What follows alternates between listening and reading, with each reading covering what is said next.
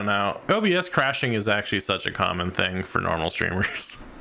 Oh. This is standard normal streaming issues. So we're back to normal now, I think. Okay, so we finally hit the normal. Yeah. So yeah, okay. Oh, sorry, we're back. We're back streaming. Nope, not no. Sorry about that. All right, let's try this again here. It really didn't like that picture. I'm gonna try it again though. You need to share in Discord again so that I can actually see without a lag. All right. Start virtual camera. There you go. Is it showing up reversed for you, or is it reversed for me in the preview? I think it's reversed for you in the preview. Okay. All right, that's good. Okay, yeah. So they did announce this: 60 battle hardened, 22 callings, 50 national championship, which is insane, right? Because there's only one national championship per country, right? Does that mean we're like live in 50 countries at this point? Yes, sir. I think it does. That's crazy. I mean, I'm an ignorant American, so I probably couldn't name 50. So I'm not even gonna act surprised that that number is out there. Because you're right. You know, you have the season leading up to nationals, and then the people who've won things or at the top of EXP, or actually, I don't think they're doing EXP invites anymore. I'm really not sure. Oh, really? They did this year. Did they talk about? Yeah. Did they talk about stopping? I'm not sure. I saw somebody in Discord chat today that was talking about that was what they were going to give the gem packs out for, but I'm not trying to jump to that yet. Oh. Yeah, I'm not sure. I guess if they still do EXP, it used to be like for US nationals, the top 100 players for EXP would get invites. But I would not be surprised if they stop that, if they haven't already stopped it, because it does kind of incentivize people to bring powerful decks and go and stomp everywhere that they can. Which, you know, that's their prerogative if they really want to go and do that, but incentivizing it is probably not what they're trying to do long term. Well, I mean, I think doesn't that also help people who aren't near major cities and can't do as much traveling, though, if they can do events in their local area instead, or can you not get enough XP from that? Well, like I have a pretty decent drive to get to one that's within 50 miles of me, and they only go once every 2 weeks, so it's basically impossible.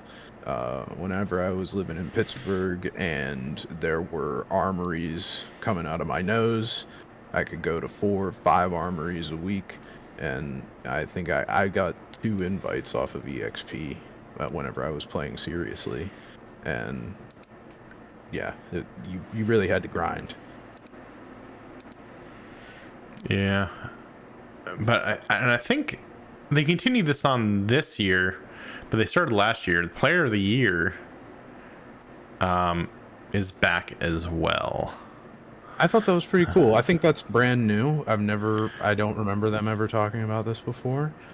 But yeah, that's great. Like, so whenever you think about, you know, this always seems to go back to Magic the Gathering players, but that's really only because that was the last big game in my mind that ever, you know, became household with a competitive scene. You know, people know MTG pros names, and you know, Fab should want to do that too, and acknowledging people so that they can, you know, have their flesh and blood celebrity status is important, because people want people to root for.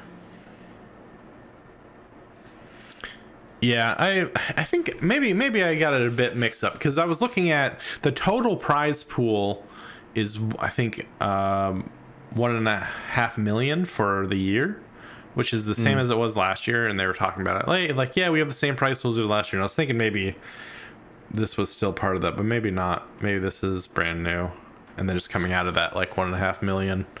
But that's still a pretty. Or they scraped $100,000 off of Yeah. if you get 32nd at a calling, sorry, you don't get money anymore. It's going to the Player of the Year. Yeah, but I mean that's still a huge prize pool. I mean, I don't know, events across 50 countries now, which is what, like 25% of all countries at this point. I think there's like 195, 196 countries or something like that. I already admitted that I had no yeah. idea. You could tell me that there's 7,000 countries, and I would not be able to argue with you with any type of confidence. All right. Well, I know it's a little less than 200, but yeah. So I mean, roughly, yeah, 25% of all countries are playing Flesh and Blood right now. So that's pretty exciting. I like that. And let me see, what else did I want to bring up? Oh, we were talking a bit about the heroes from Rosetta, and I think previously we talked about how interesting it was to see Asilo in like really topping out a lot of the draft matches. And so I actually got a chance to play some draft since the last time we talked, and I drafted Acilio. And I did not 3-0 the draft, but it was still really good. He just does so much arcane damage. I didn't really think about it until I played how he's able to shock on the opponent's turn, and if he has any other lightning instance, he can try and actually Volzar on the opponent's turn, and he's really nasty if you get enough arcane damage, because if you're not playing against somebody that happened to get like a couple arcane polarities, like you'll probably be able to roast them before they draw it. Yeah, but I was just surprised. I think going in, I was looking at like day 3 results or round 3 results, not day 3, round 3 results, or day and then round 8. I don't know.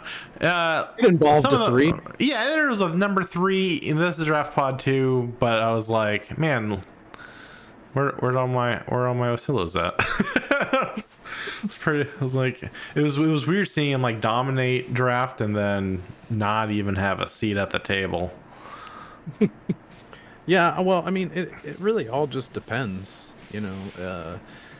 sometimes people commit and it just doesn't happen. Who knows how much arcane damage was in that pool? Because, like, I mean, wizard arcane damage, I should say. Yeah, because there's 3 and 5. I mean, I guess it's not surprising. It's much easier to play a rune blade than a wizard, I think.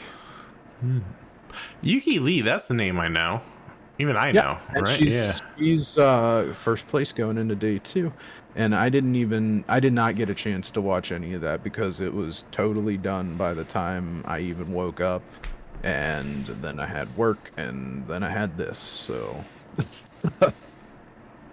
But yeah, I know that Yuki, she went 8-0, and I think, or no, she didn't go 8-0, she went 7-1, but she 3-0'd this draft pod. Yeah. And that was, let me see. I don't know if they have a new, more updated one. I pulled this morning, so I think this was the metagame after round 3 for it, and definitely not any surprises at the top. Well, actually, I shouldn't say that. Actually, Victor, I'm a right? little. Yeah, I was just about to say I'm a little surprised that, like. And then if you want to talk about the decks that were like, rogue decks like Kano, we can see Kano win, but there was only 4 of him, only 5 Levias. I think I'm surprised more people don't play Levia, but I guess I think the other heroes that are in the game now are probably pushing her further out of the meta is what it is. But she's a really fun hero. Dorinthia, that's crazy. I wonder if any of them made it to day 2. I would love to see a conversion rate. Do we have that? I do not yet, at least. I mean, this is just what I pulled this morning. Like, I love seeing that people are trying, but I think we need to know the conversion rate to know how good this really is. Because I mean, obviously uh, that top row is really, not anything unexpected. But I would really like to compare. Like, okay, there's 18 azaleas, but did 6 of them make it to day 2? I don't know. Yeah, I'm hoping we get something here soon because they're, oh gosh, how many hours ahead? Japan's like 14. Is it 14 hours or? Yeah, it's probably I think. yeah, it should be something like that because Yeah, it should be like early morning time, so things should be. I think know that starting day up. 2 starts at 10 p.m. tonight if we want to Oh, okay. pull an all-nighter and actually watch it. Well, no, I've got got my direct orders to fill tonight. Well, maybe I'll have it up on a monitor watching it, but Yeah. and then the team games I wasn't as familiar with. Are you familiar with how like the team matches went with like the because I think it I just I didn't really understand what they were talking about with the team matches. Do you have any idea? Well, not quite. Like, I mean, I have done team sealed before, but I am not really 100% sure what it would mean in this context. And there's 14 star of the shows. I know, I saw that, and I was like, yeah, I gotta bring this up, right? Because I think, I'm not sure if it's so many people, like, per country, and then you're earning points toward your country for, like, a national victory there. So, yeah. I'm sad that I'm not allowed to look at TCG player. Seems 14 star. That I want to know. Next. So do we have any results if there was a living legend portion? Not yet. No. Okay. Is this a calling, right? Or is this a battle hardened? Or no? If it was battle hardened, it'd be one day. Yeah. I'm not sure how the team battles went. I was really hoping you'd do more into it. I was like, oh, with team battles, that's interesting. I don't think I'd ever read or heard about that in another tournament series, so I was like, at least the way that we did it in draft is that you would get, X number of packs, and then you would have seats, and you would be like, we're 1, 2, and 3. And you sit 1, 2, 3, and 2 should be your strongest player because you're all allowed to talk to each other. So 2 being your strongest player is going to be able to talk to the left and to the right easily. So I mean, I do know about team, but so is this is team living legend? It's just not okay. So if it's the same as team sealed, then that is the key difference, is that you are your second seat is basically like a coach as well. And generally, and that actually makes the meta, at least whenever we were doing it, it makes the meta kind of interesting, because that if you want your coach to be in the middle, there is a chance that you might want them to be on a fast aggro deck so that they can end the game and then pay attention to helping.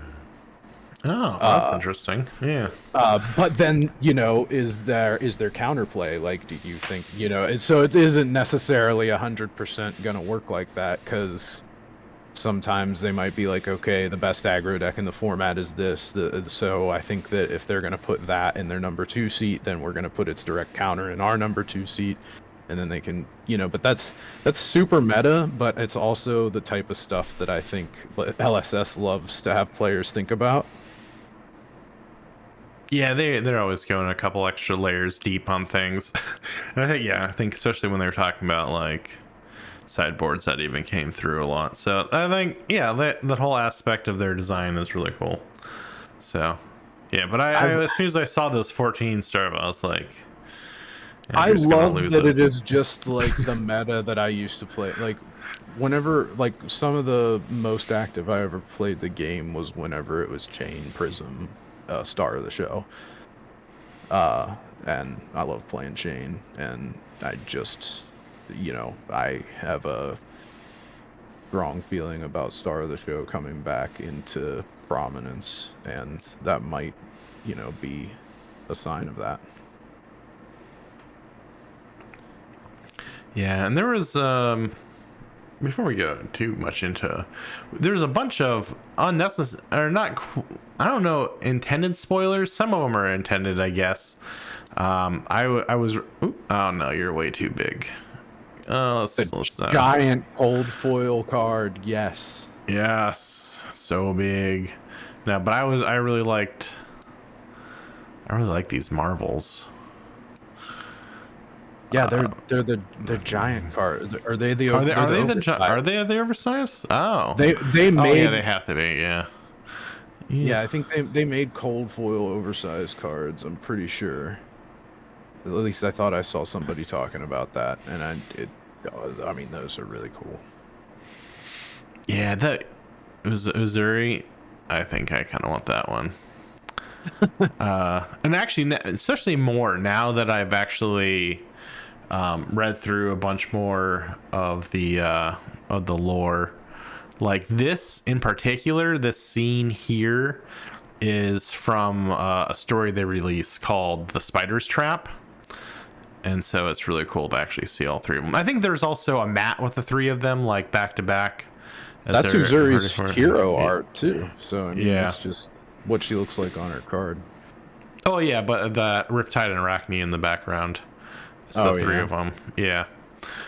Yep. And then you can see all of the, there's like an attack on the club she owns, and there's like a betrayal in the spiders.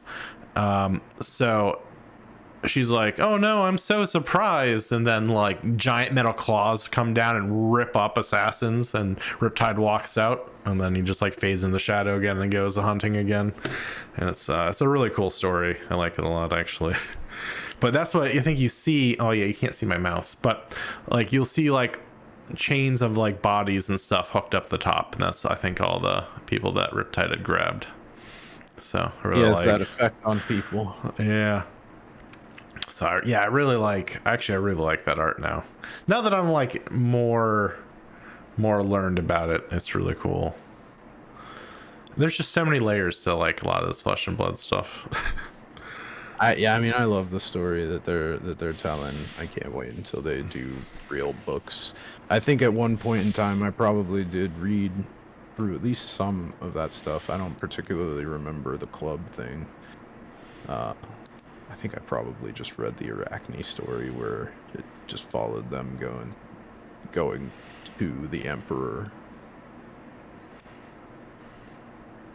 Well, I think the Spider's Trap is actually, I think, the cut over from Outsiders to that, because when he shows up at, or not, I shouldn't say he, when they show up, because it's a big mystery, whatever Arachne is, when they show up at the club, they show Uzuri the wanted poster, or it was a contract to kill the Emperor signed by her, and she's like, I didn't do this is forged. And that's what kicks off the whole fight. That's like the bait to try and get them all taken out, but then I think they continue on. Everything to do with Arachne in this new set is amazing, and I'm a little bit confused by it, and that's good. It is a bit confusing.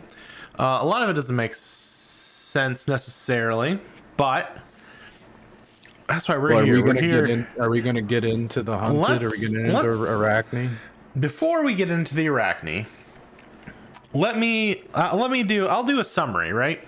We've got a humble beginning of a young mutated mutant man. Human person thing, most originally just simply known as Patient 1413. Now there was a big raid on a railway station by a bunch of the dregs, and the dregs live in the pits. So actually I should have started with the pits. The pits is where everything starts.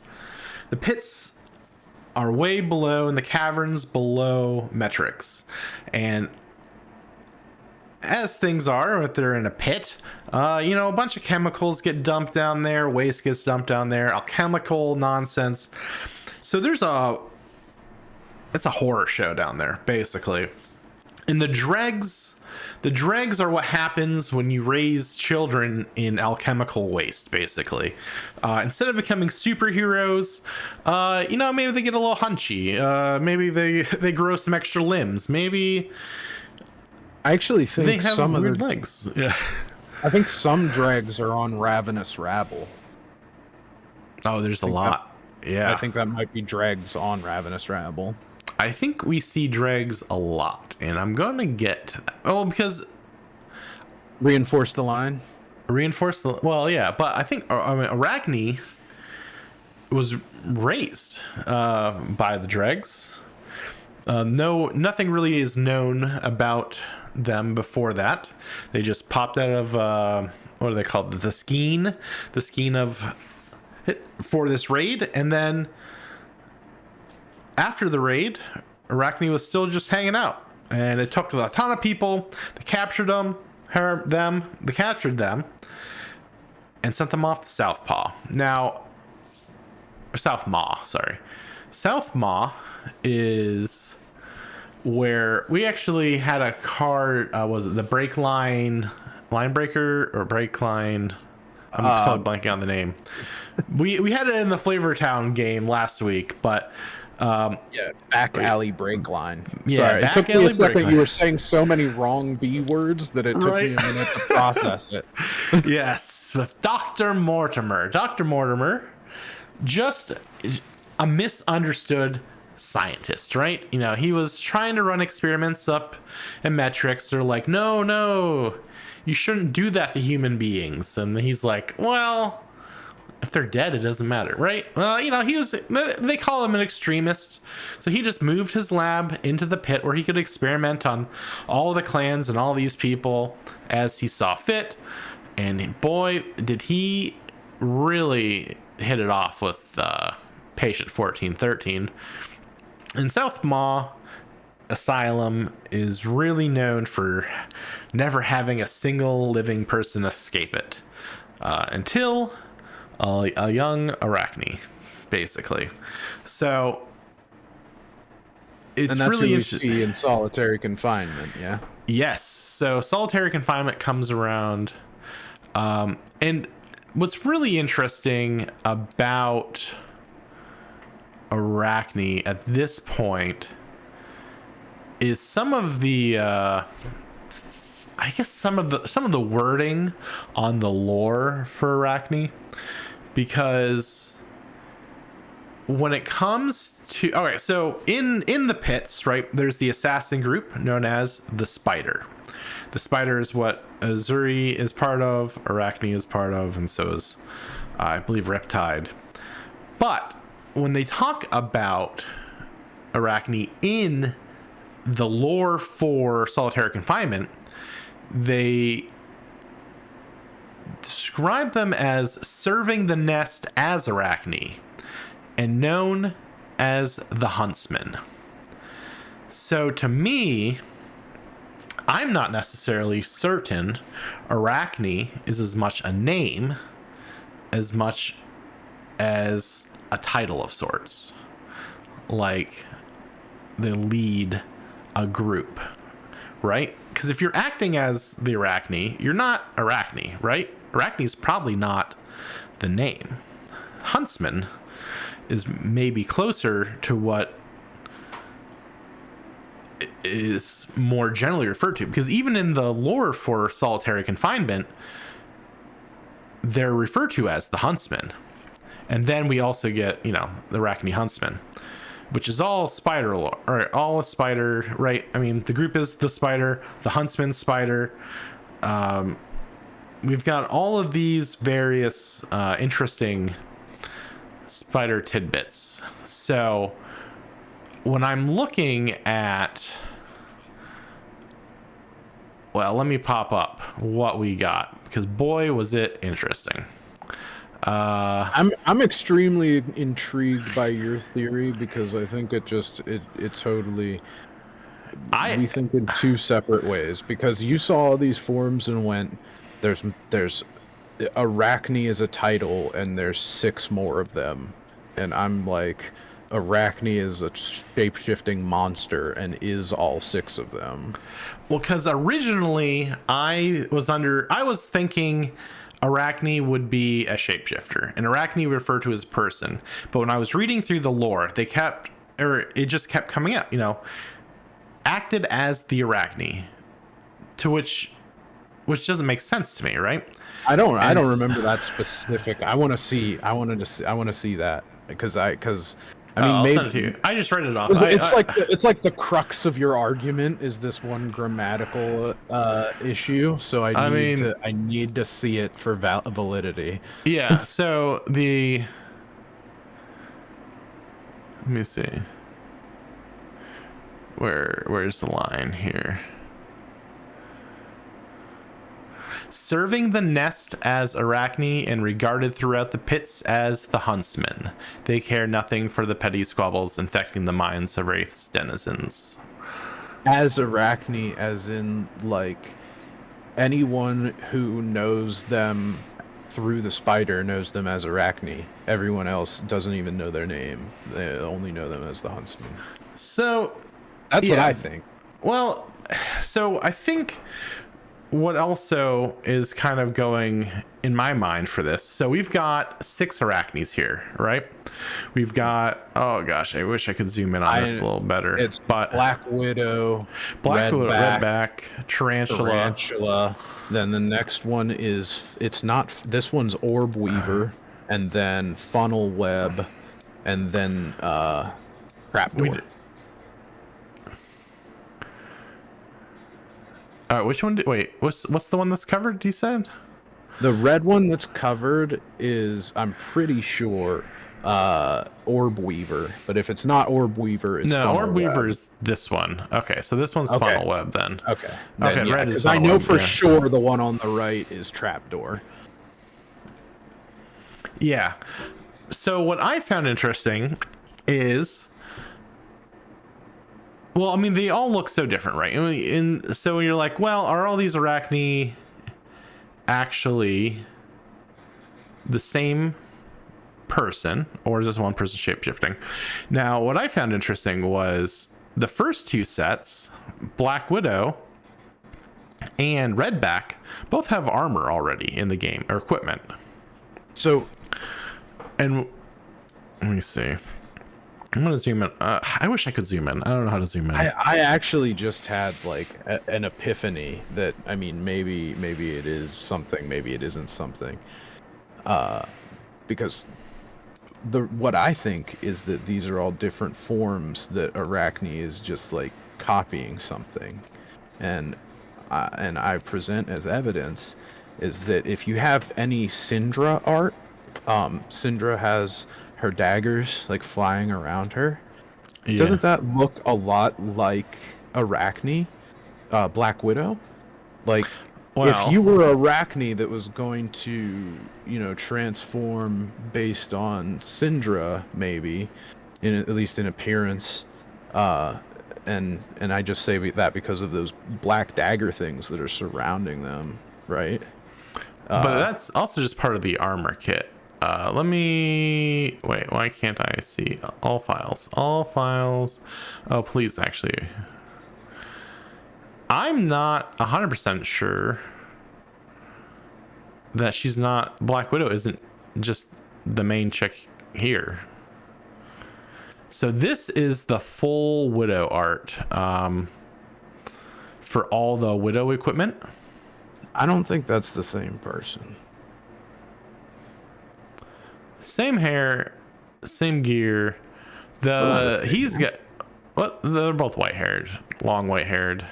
Black Widow is long white hair. Ponytails.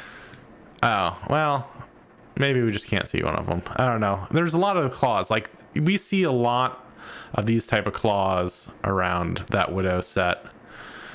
I mean, maybe. I don't think.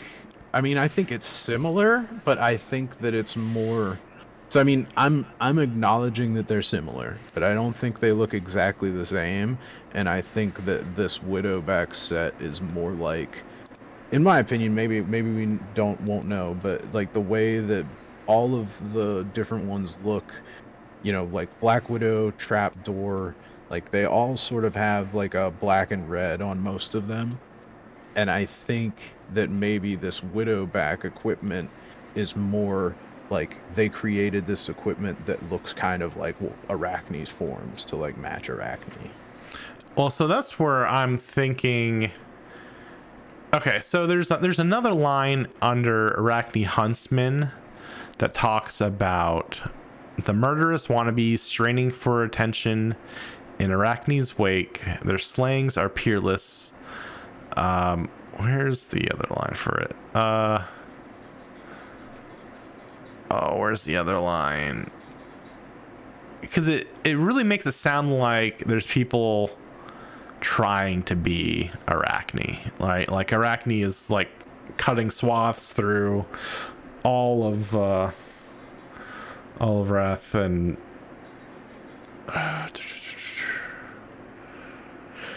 but I'm wondering if they're even maybe not even necessarily,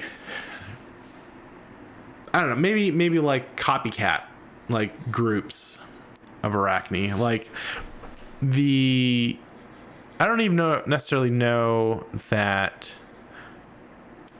the Huntsman like leads them as much as they're all after like how well the Huntsman did. Well, Uzuri runs the Spider. I'm almost positive. Like the Spider as an organization, and I think Arachne is just Uzuri's, ace up her sleeve. Well, there's a ton of groups. Well, like groups of assassins under Uzuri, and I'm hypothesizing that what we're going to be getting is, I think, a bunch of people in the wake of Arachne going to prominence. Like, is that a bunch of them are going to be based off of them. I think that's what we're going to be seeing. I think these are probably each gangs. You're thinking that like Arachne murders the Emperor, and now like Arachne's like the Joker, and everybody's like putting on clown masks and trying to be Arachne too.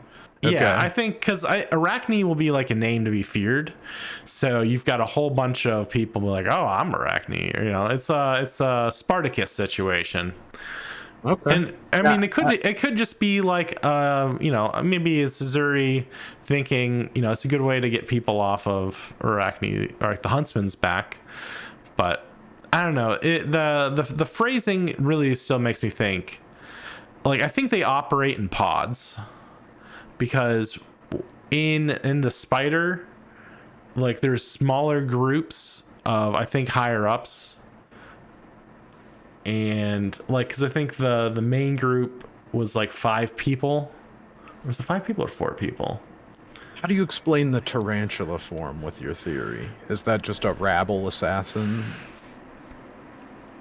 I think they're just dregs. Or, I think not rabble, dreg. Sorry. Okay, so you do think it's a dreg assassin is the tarantula looking thing? It's just these are all people that are. Yeah. Okay, I'm following you. Yeah, so that's why I think, even I'm not even really sure what's going on with the Redback, because the Redback doesn't match the equipment that's already out for Redback. Well, I wish you could zoom in a little bit on Redback, because I feel like I see eyes on the cape, and it's totally given me that. Oh, there are. There's eyes like in all of them, I think. It's just, that's kind of funny to me, at least on Redback. It reminds me very much of, oh dang, what's that anime with the scissors? Kill la Kill? Yeah. Sort of reminding me of Kill la Kill. I wonder if Arachne's armor talks back. Oh, see, the Redback reminds me a lot of, actually, Naruto in the Sand Village, the puppet master. You originally see him in what is actually just like a hunched over, like it looks almost exactly like this, and then inside is him. He's controlling the puppets and everything from inside of it, and that's what I was I thinking know of. the middle art is basically just like it looks like the Berserker armor from Berserk, and then the cape thing with all the eyes reminds me so much of Alucard from Hellsing whenever he would transform. Yeah, and I do wish I could look in more, because I think my first initial concern about all these Arachne were that they would all be separate heroes. And even if they're forms, the fact that they're all going to be, well, I mean, I guess there could be normal non-Marvel forms of them, but I was like, that's a lot of Marvels to dedicate to a single hero. Well, But if they're like in this, oh, go ahead. If these are, so just to go back to the shapeshifter thing, if it's even possible, like if these are different forms, because I had seen some chatter where they're thinking maybe, you know, these different forms are different areas of Wraith, and these are all different forms that Arachne learned to copy from different areas in Wraith. That's why the one on the right, Trapdoor, looks so much like, you know, it's from Metrics. But going off of your idea, if it's, you know, a Robin Hood and Band of Merry Men situation, then if there's a Metrics assassin that is part of their crew and is an Arachne, like what you're saying, then, you know, I feel like that's pretty plausible too. Yeah, and they're definitely not heroes, right? Like I don't know. The blurring. Well, so the people were expecting them to be like young heroes, but if you look in on this blurring, there is a dash between the third and fourth word. I think everyone's kind of under the impression the first one's gonna be Chaos, because Chaos is the new talent that we're gonna be getting with this. But that's another thing that kind of sort of makes me feel it's more of a shapeshifter thing, is that slipped through the cracks looks absolutely crazy. Like, so it just, you know, I can't really tell with Trapdoor how crazy that one is, or if it's just armor. But slipped through the cracks is very obviously something strange. Yeah, and technically, I think the eighth Arachne, I think we're gonna get, right. We'll have these 6 Arachnes plus the actual Arachne, the Huntsman, or whatever they're gonna refer to the Huntsman now, and then slip through the cracks. I have a feeling if slipped through the cracks is in the set, if it is, then I think it's probably Solitary Confinement that's the young hero.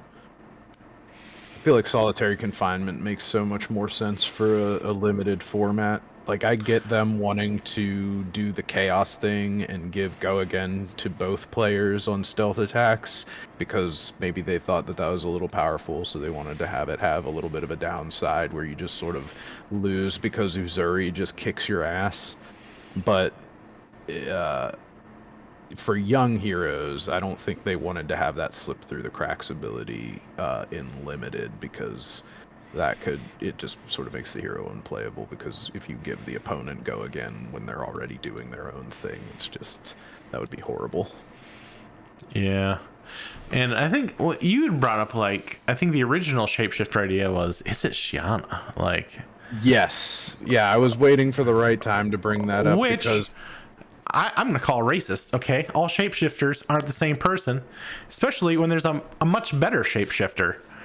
I don't think that it's racist to think racist against shapeshifters. Yeah. I think that the shapeshifter that is a diplomat to the place that gets their emperor killed, you know, is possibly also killed by a shapeshifter.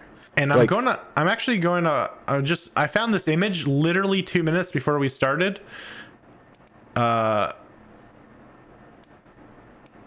What is that? It's Shiana, but it's from Shiana's lore, actually. But and it looks kind of like she's got some kind of weird tunic mask thing going on. You know who else has a lot of masks? No, what? Holy Oh, shit! right? I definitely called this stuff. I've never seen that art before, but that galvanizes my opinion. Yeah, I noticed that. I was like, shoot, because I thought Taylor made more sense based off the mechanics, right? The mechanic that like Taylor can use anyone's equipment. I think Taylor's just a bad choice because she's not like really a legal hero. You can't really play Taylor, so I don't think Well, they wanted. yet. I mean, you can't really play Shiana either, right? Outside of. Oh no, Shiana's very good in Blitz now. Oh yeah, wait, only there's in been Blitz. 13 sets of. Well, she only exists in Blitz, but yeah. Yeah. I mean, we could be seeing. Well, I don't. Did they say that we're never gonna get an adult Shiana? I think. No. I mean, we possibly could, but I feel like it's so good. It would. I feel like it would be broken. Maybe it wouldn't, but I don't. I think it would be broken. Yeah. I don't know if Widowmaker foreshadows an assassin ranger. That would be cool. I mean, we're seeing a bunch of combo classes now. So I don't see why not. I mean, I don't think anyone would be upset about a ranger finally coming back, right? Like in a set. Yeah, that's one of the things that I was kind of hoping. Like, my thought process right now is that I really like whenever the sets have at least 4 heroes. I just personally think that 3 heroes is too few for a limited format. I, obviously have played a lot of Tales of Aria, and a decent amount of Uprising, but like, I really didn't like Uprising. But I just feel like 4 heroes is better, and we're getting 4 Blitz decks. 2 of them are question marks, but one of them's going to be Arachne, probably, and then the other one is going to be, hopefully, Arachne's backup from the Spider. Yeah, and because that's where things get interesting, right? Like, I think that's why I like the idea of all the different Arachne being like leaders of little gangs or like squads more so than actually Arachne huntsmen, because it would be interesting. I don't know how much. So the two sides that I see it as is like, could Arachne escape all, like the huntsmen escape all on their own? Maybe. Right? This is a tale of legends. That would be a legendary maneuver. Kill the emperor, escape, never get caught. I think we're looking. That's a legend story, right? Like, not the you said the name, but like, I think that's possible, right? But yeah, also. The picture I'm looking at right now is so much. This is caught red-handed right here. Gianna, I know you're Arachne now. You can't just have a mask with creepy black fur coming out of it and not be Arachne. Yeah, because I think I didn't get to read this story because I like I said, I found it literally 2 minutes before the call that we had, and I was like, oh my gosh, I wish I had time to read through all of this, because I wasn't even. I think what I was looking for was just some more shapeshifter stuff, and then this came up, and I was like, "Oh no!" So is this her going to Solana? I think that looks like Solana to me. Yeah, I think the beginning of it is she's dressed as an old man. She says, and she comes into town. So that's what the mask and stuff is from. I don't know. I would call this old man garb, but that's the story as written. I feel like she should not need a mask to shapeshift. I don't. It feels like a red herring to me. I feel like they're trying to like downplay it. I don't know. I'm so convinced she's Arachne. Let me move this back over here. Oh wait, how did I New screw ninja this up? cards. Yeah. Bonds deserve to die, but you do need a better card now. Yeah, Ninja's definitely gonna pop off, I think. And knives everywhere. I think everyone. How much is it up to? Oh, I haven't checked. I haven't looked because I promised not to look. But if Knives Out isn't going to be part of the game, I also Concealed Blade, because I know Concealed Blade had to have popped, and I don't know how cheap it got. I don't know if you ever like really went in on Concealed Blade. No, Knives Out is at $2. Wow. Concealed Blade is at $12.50. Wow. Let's see, what was that at? I mean, it was at 9 and it went up to $12.50.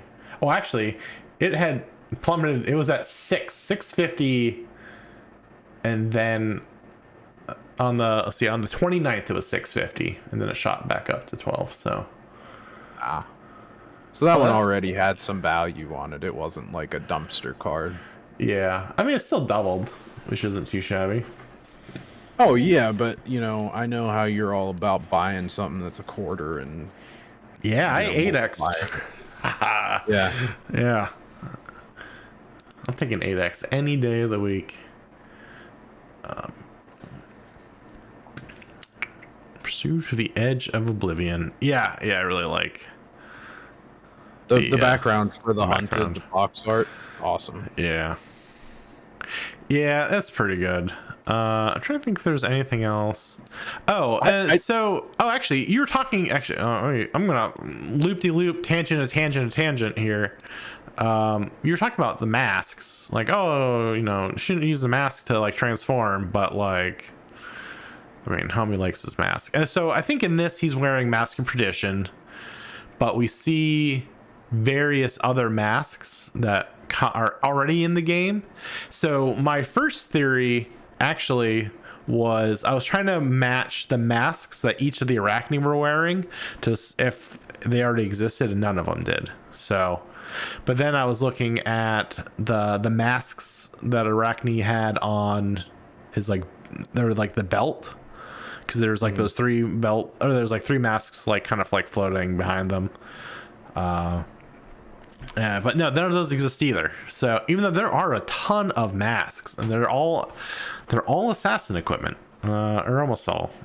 Well, yeah, they're ninja or assassin. Yeah. So, I mean, and masks could play into it at some point, maybe, and especially now that we're getting like stances.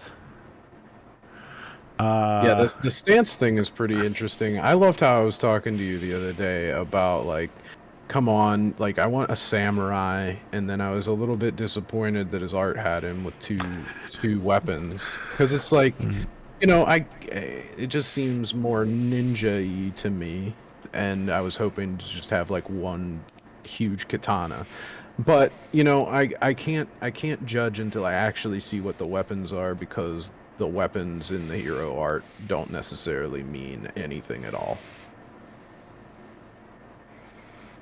Yeah.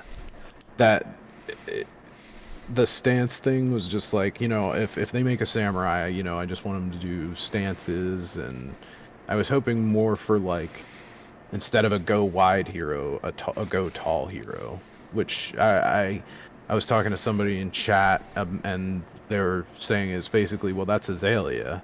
And I think, yeah, Azalea is a tall aggro hero, but I feel like she uses a lot of bolt and shot for go again, and she's got, you know, usually using Snapdragon scalers to get a go again, which, you know, who knows, a samurai might use Snapdragon scalers as well, so I can't even say much about that. But I guess I was just expecting a two-handed sword for the samurai, and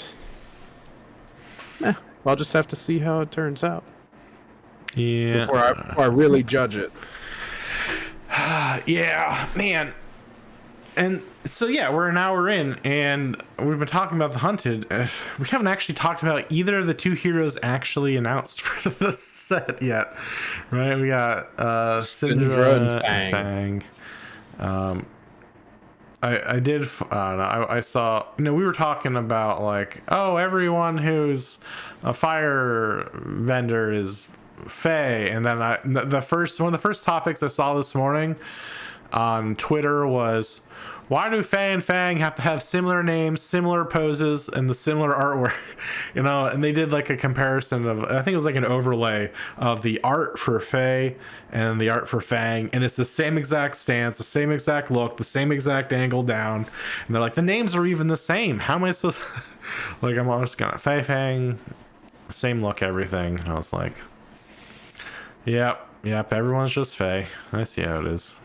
But I mean, I guess I didn't notice anything like that, but who knows? yeah, until you see them like overlaid, then it's not even, I don't think, that obvious. Or at least I never would have thought of it. But then you see someone take that extra step, and you're like, oh yeah, how about that? Can I just say I had a moment that we talked about last week where you look at an art and you go, oh shit, I love that art, and then you look down and it's the same artist that you always love every time.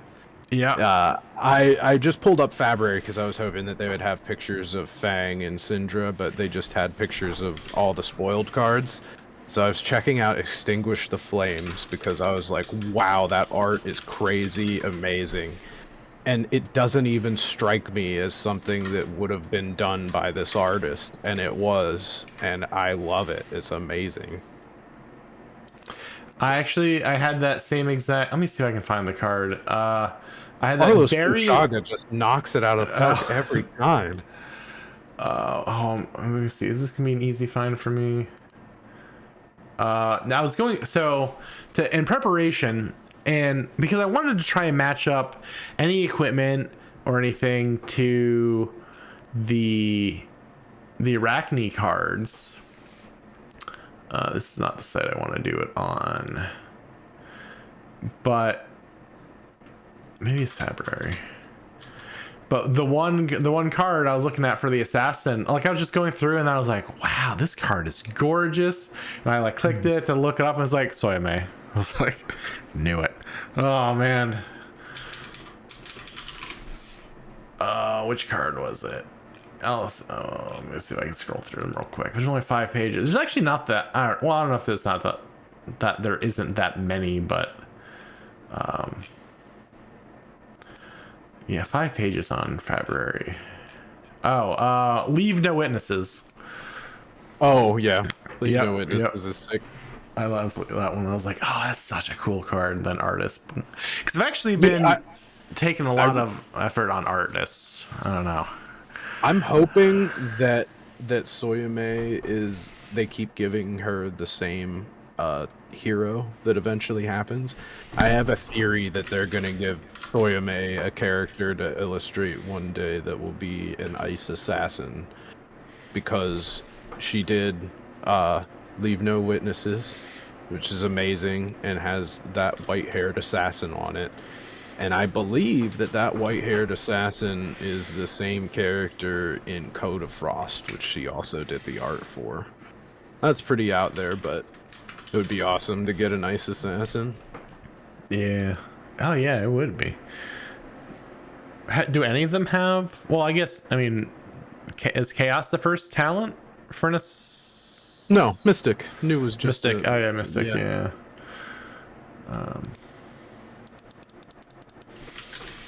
I was actually just thinking, I don't know. So I've been following a lot. I'm gonna maybe I'm tangenting a little too much.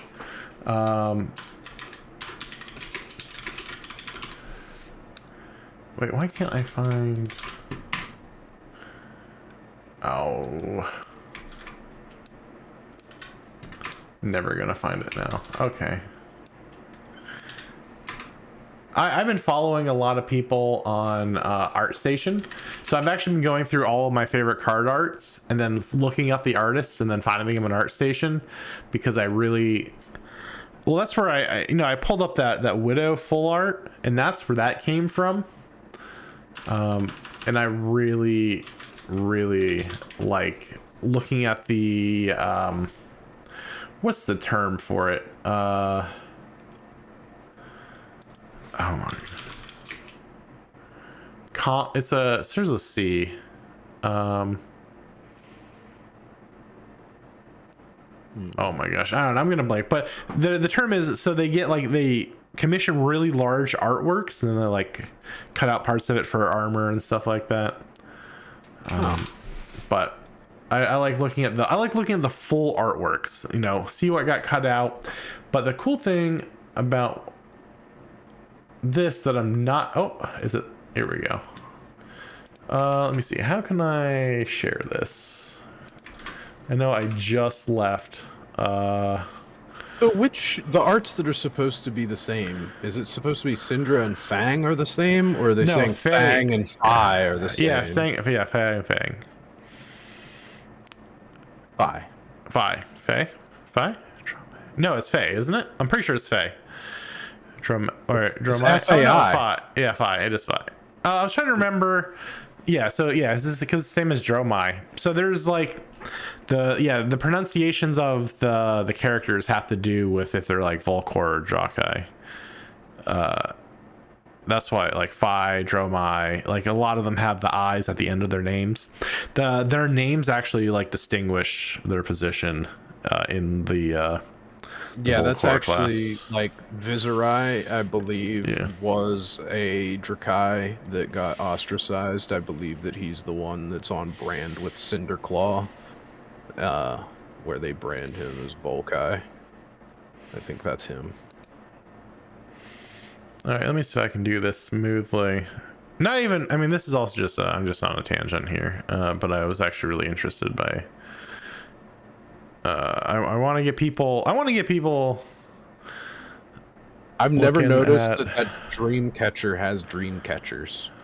Oh my gosh, how am I going to capture this? Oh, because I have it so cut down. All right, one sec. Let me. Oh, it's Alt. Is that like Sam Yang's wedding picture in the background or something? It looks like just like a recent day wedding picture in the background. I would just imagine that it's probably somebody's Easter egg in there. That's cool. Well, you would think. Okay, so I'm gonna slightly. You know what? Everyone's face is getting covered up a little bit. Sorry about this. All right. So the cool thing about ArtStation, right? This is. Oh, I'm scrolling on the wrong one. This is the final art we got for Taylor, right? We got the little. This is what ends up on the card, and it's really cool. You know, this is the more zoomed in, full. You can see all the details and stuff. But so this is the first 8 or the first 10 looks of what we could have expected. Like these were all the original 10, and they say Andy. Oh, this is Andy. Yeah, Andy as Lamov. 8, it was their favorite, though we didn't get anything close to that. And then as we scroll down, we get the advanced composition of the round 2. So they pick 4. I still can't see your mouse, so I have no idea which one you were saying is 8. the favorite. 8. Number 8. There's an 8 in the bottom corner. Yeah. Oh, okay. I actually did not even see the numbers on it. Okay, yeah, middle, bottom middle. That's a sane way to describe that. Yeah, okay. But then so 4 got picked out and they got a bit more of a draft. And then here we actually see wait, hold on. I gotta know one thing. Scroll back up real quick. Okay. I'm just trying to figure out like at what point did somebody say no, those have to be open-toed? Oh. Because I feel like some of those are like normal shoes, and then we get down to the colored in versions, and it's like, nope, that's been fixed. Yeah, I think this is it. Wait, actually, did the unpicked ones all have closed-toed shoes? Is that really the? Oh yeah, the one that he liked the most, the dogs were covered by the dog. So I can't go. No way, absolutely not. No. I don't know. Actually, I love the corgi and all the weird like little corgi positions on all these. And actually, the corgi got on 6. The corgi got swapped out for a cat. And actually 5, 6, and 10 that are cats. But I'm glad they went for the corgi. Honestly, like just the corgi, just all like hot dogged out there, is fantastic. And just staring at those feet. It's like, wow. I was gonna say, is that somebody's self-insert? Who on the team owns a corgi? Who's responsible? I don't know. No. I think this is the James White self-insert. He's like, look at them, just lay out there, check out them dogs. But then, yeah, then we get down to this round, and then we get some of the artist notes that he's provided. And then I really liked, I've never noticed this before, but so the frames are there and then the art is being decided in that first one. You can see like little doodles, and then they eventually come in, and then then they start playing with hair color and changing up the dresses, so, and the shoes. yeah, I mean 4 and 5 are never going to happen.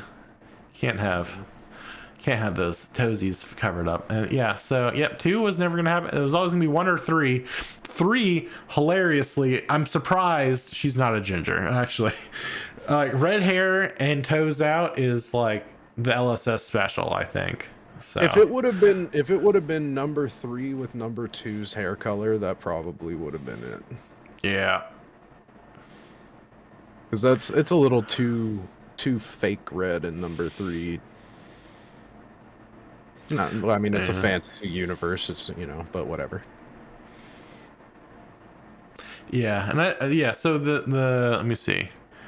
But I really like that. Mood was strictly predefined. And I didn't see it as much with this, but as you're going through ArtStation, sometimes they'll make little notes about the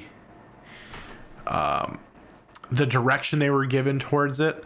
Some of the videos I found on the lore stuff were also talking about like LLS gave us this direction to make like this lore bit, or to make these videos. So I've actually been diving really heavily into that. Like this is what makes me happy. Like I love to look through this. Like the amount of transparency that LSS has with like the art, the cards, everything.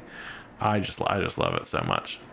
You can do these deep dives, and yeah, a company like Konami won't even credit their artists. Right? Oh my gosh. Yeah, but and then every time you look at it, you just find more and more details. Like I didn't really pay attention to the art outside or out the window. Oh wow, swans and a little waterfall. Yeah, but but the wooded area, but that's all from, where is it? The notes down here, like forest. And actually in the background of these 3, you see those notes pertain to the different backgrounds outside the window. Like something that you wouldn't even really think about, but can completely change the vibe. And I think because it's Findel, we wanted forest, which makes the most sense, being a forest deity. But yeah, I don't know. Anyways, that was a tangent. I really like going on ArtStation. I highly recommend. Find your favorite artists. Support them. It's a good time. Okay, tangent over. I guess we can talk about the boring stuff like the Hunted, the whole set, the rest of the set. Yeah. Okay. Let's see.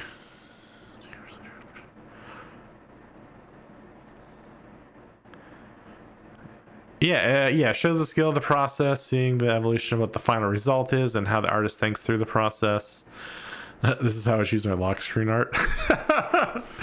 Yes, yeah, I love the full art. The full art just brings so much more to the lore, I think. So I'm a big fan of how that all goes. So I'm going to continue to build up my ArtStation. I don't know if I can eventually share that out easily, but my Twitter, my SHM Cardboard Kings Twitter is just professional fab players, fab artists, and fab staff members at this point. So nice. Yeah, that's why a bunch of the stuff that you linked me right before the podcast was just stuff I had been seeing this morning, and I was like, oh my gosh, I got, but like, which that was a spoiler we didn't talk about.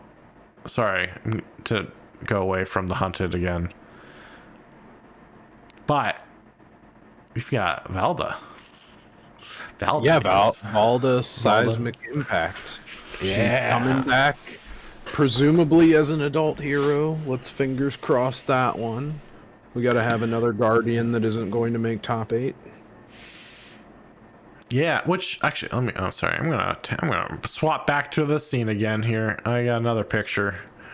Ooh, nope, wrong one. Not that one. This one. Where'd you go? Where'd you go?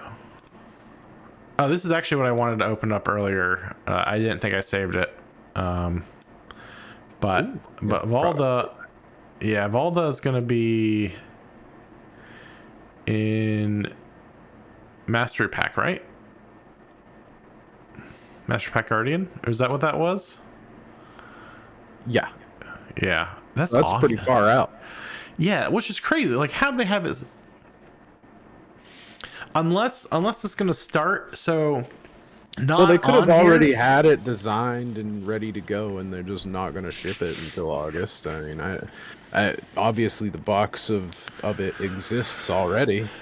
Well, so that's what I'm not sure about. So they are doing a limited Japanese, I think, Mastery Pack as well, that I think is coming out earlier, which is maybe what that picture is.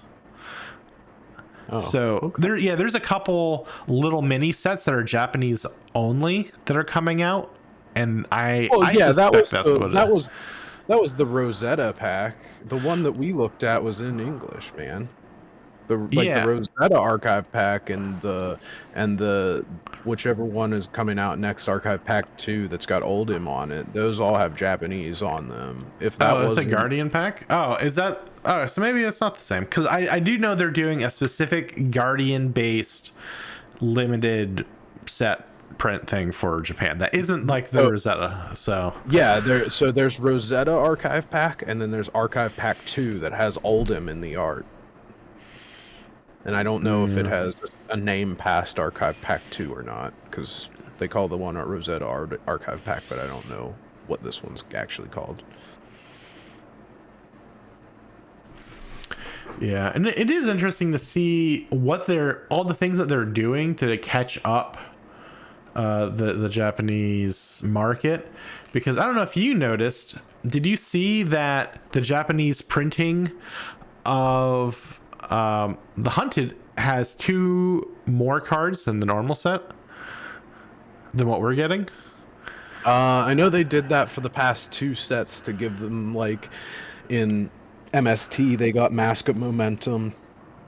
I think this time, what are they getting? Skullbone Cross Wrap and Brageforge Bracers and Valiant Dynamo are the 2. Yeah. Oh, okay. So it's just the Warrior equipment. They didn't give them the Ranger equipment. Yeah, Rangers don't exist anymore. I'm not sure you got the... Yeah, I don't know why I thought there was a Ranger. Sorry. Dynamo and Braveforge Bracers. Oh, yeah. Oh, yeah. So if you're on Twitch, you've got emotes. That's the OK emote. So if you type in OK... That's okay. He's just a little Pepe with a little thumbs up. Pepe, okay. Pepe, okay. He's just... Yes, there some Twitch chats will get crazy with, like, people will replace so many, like, the word "this" with something, and then someone will try and type a sentence and it'll be like half emojis, and you're like, what was supposed to be said here? But I like we need to have a custom one, so if somebody says Jarl, it's just his head. I mean, I think I have one for the Jarl, and it's not that Jarl. But the yeah, if you have the 7TV, I think if you do !7TV on Twitch chat, if you don't already have the plugin for it, I've enabled all of the 7TV stuff emotes, so you can play in chat and stuff, and there's like hundreds of emotes, so you can blow that up. You'll be the first person to take advantage of it. I really thought it would be more widely used than it is, but yeah, no. But back to this picture product roadmap as we go all over the place here. 2 sets. That's it. Well, that doesn't have the last quarter. There's still, I think that we should get a third set before the end of the year, right? I hope so, because I don't know if you've looked at. Have you looked at the Magic the Gathering set release? They do. No, I couldn't give a shit, but Oh no, it's crazy. No, I mean, well, there's six main sets, which is too many sets. Like, there's I think like three is such a good number that gives you like the time to get in and out, or save up, buy the next one, compete, get all your competitive play in. It's such a well-balanced number. And then I look at Magic the Gathering's release schedule and I'm like, who has the time or the money for this? This is insane. Six sets in standard, like in a year, and now rotations are yearly, so it's 3 years. So that'll be 18 standard sets. Is 3 years. Yeah, it used to be two blocks, but now it's 3 years, which will be 18 sets. So it used to be 6, and now it's 18. Yeah. Wow. I mean, right? That's just too many. So many. Yeah, it's a really weird. Then you gotta wonder, then, like, how many absolutely awful cards are they making? Because, like, you have to make some kind of draft chaff. Like, not everything can be super powerful, but like, you've got 6 sets of garbage coming in. I guess MTG reprints things more often than not, so maybe they're reusing commons all over the place. Who knows? Yeah, very likely, but I don't know, man. I think I don't want to go into like Magic because this is a Flesh and Blood one, but boy, did Magic Con really make me happy. I'm not as invested into Magic as I am Flesh and Blood. I think a lot of disappointments coming out of that side.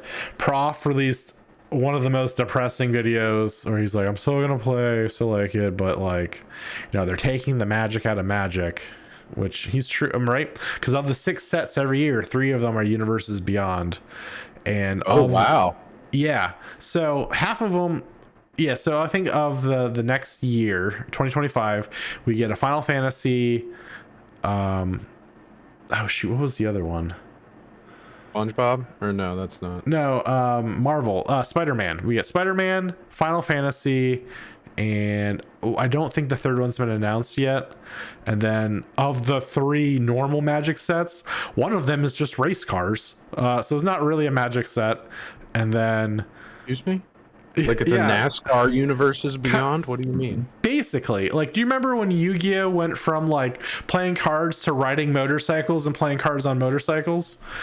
Yes, but that actually had like a story behind it, and like, okay. So what do you mean? Are you saying that this is like play the Shelby GT, and it costs 3 black or something? I don't know. Like the icon for the set is just a checkered flag waving. Like there's like the spoilers are like Chandra on a Tron motorcycle, and they're all getting like race cars and motorcycles and stuff. So it's not even really Magic. The other one like is MTG Mario Kart type of situation. I think so. I don't know. It's really weird. And then they're doing Magic the Gathering in space. So there's gonna be space everyone. So not really Magic the Gathering. And then we don't really know what the third set of actual Magic's gonna be. But they pushed off Lorwyn, the return to Lorwyn that everyone was looking forward to, so that we could get Spider-Man. Well, the people who liked the story and the actual Magic the Gathering story, they're not as important as all that sweet money. No, it's a sad time to be a Magic fan. Great time to be in Flesh and Blood. I was gonna say maybe a great time to be a Magic investor. I imagine that the stock is probably going up if they keep doing crap like that. Yeah, Hasbro. I don't know. They had a pretty rough quarter. Yeah, I mean, I don't know anything about stock. I'm just saying that if you keep I know they're selling trying out advertising space in 3 sets a year, then got to be making money, right? Yeah, well, I think that was the funny joke. Is I think back when the Walking Dead Secret Lair came out, they're like, "What? You just gonna throw any IP in here? What's next? Like SpongeBob?" And everyone was like, "No, no, it will never get so ridiculous as to have SpongeBob in it."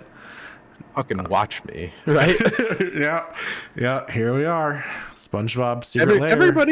Everybody knows. I think anybody that had any sense in their brain knew that the blood was in the water as soon as one thing happened. That, I mean, you can't tell me that a corporation doesn't see the money and go for the money. That is what they do. And I think that whenever we listen to James White in that big talk, I think he's, it's a little bit of shade. He's not directly calling out Magic, I don't think, but he was saying about, or no, was it Gottlieb? It was Gottlieb. like, no, and he straight up called them out for it. I think. Oh, he did. Yeah, about like the capitalistic approach to cards, and yeah. As soon as he started saying, like, I realized that this is like a capitalist thing, I'm like, I like this guy. Yeah. But yeah, no, he didn't hold back, I don't think. And he's right. I don't know. I kind of wish they would have done Universes Beyond as a separate like you could keep the rule set and just done like basically like a Weiss Schwartz with Magic. You need to have everyone. Okay, I'm gonna be the devil here. You need to have everyone buying the Universes Beyond, because then they make more money. If it's in standard, more people will buy it, right? Is that? But no one plays standard. No, I think they're doing it to get people to play standard again. Yeah, standard's like dead. Yeah, I mean, Commander was so solid. Just let. I'm honestly surprised that they don't. Yeah, I mean, people already come in for Commander, but you don't buy 4 copies of things from Commander. You need them to be buying the standard sets. And I think that's exactly why they shoehorned it in there. Yeah. But straight back to capitalism. Do you see the new Fab merch? Oop, wrong one. Sorry. We've got Omnihives, Sidewinders, Zip Folios, so much sweet swag coming our way on the Flesh and Blood side. I mean, without selling out all of their morals, I don't know, integrity, without losing integrity, you can have well-priced totally merch, fine. Right? I actually really like the Omnihive. I wish it wasn't like $100. I would buy it. I've actually never heard of it. You'd buy it. Oh man. Well, I really liked it because I was like, "Ooh, this is like a really nice." Because it holds 1,000 cards. I'm like, "This will be really nice." Because I mean, I've just been looking at even the Blitz deck boxes, the long ones. I really like those. I need to just buy them. But you don't have any reason to store cards in any way but bulk storage. So why would you need a special box outside of like your standard cardboard thing? I mean, it's funny you say that because I actually had to order. I finally went through my first 25 pack of the 5 column boxes. My second pack, the 25 pack, just showed up today, which delivery drivers love going up 22 steps to your house with. But no, I have a bunch of card condos. So anything that's like a smaller amount of cards, like I could probably fit most of my cold foil, like loose cold foils, into like 1,000, or things like that. I like being able to just like pop cards in and out and have them organized that way instead of just having to go through like I have stacks and stacks of very heavy 5 column boxes, and sometimes I just want more expensive or smaller quantity cards easy to grab. So that's why I like those 1,000 ones. Because I don't, I'm like, oh no, I have to go 6 boxes deep to find this one. I'm like moving all these huge heavy boxes. Well, I was gonna say, didn't you tell me that you were heavily invested in Ice and Lightning Ranger, so you need your Tales of Aria Omnihive to hold all your copies of Frostlock? Oh yeah, definitely. I was actually just going through I don't. This last mail call, I think my stack of Majestics and cold foils was like this big. Yeah, it was insane. I had a ridiculous one, and it wasn't even. I didn't even get my card trader order in. Those thieves want me to spend. I have got 200 cards waiting in a warehouse. Granted, with one playmat, which I think is what screwed me, they want $40 to ship me those cards. And I was like, the last time I ordered, they already shipped it. Like what? So with Card Trader, you pay for all the cards from the card shops, and then they send them in batches, kind of like direct to like a central warehouse. So you don't pay shipping yet. You pay shipping once for everything from the warehouse to you.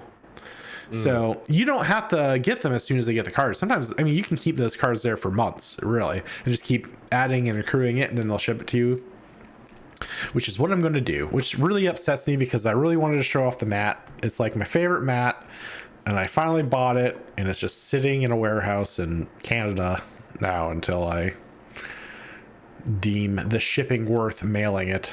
But I'm very irritated. That's like $40. I'm sad that I still don't know what it is. I wanted it to show up. Why aren't you paying $40? I know. Hopefully by the end of the year. I don't know. I was actually just looking at adding a bunch of more cards. I'm like, well, I could just easily add like, I think I could add like 200 more cards to that order, and then just have a ridiculous mail day when they all show up. But anyways, that was all. Oh yeah, so we were talking about the merch.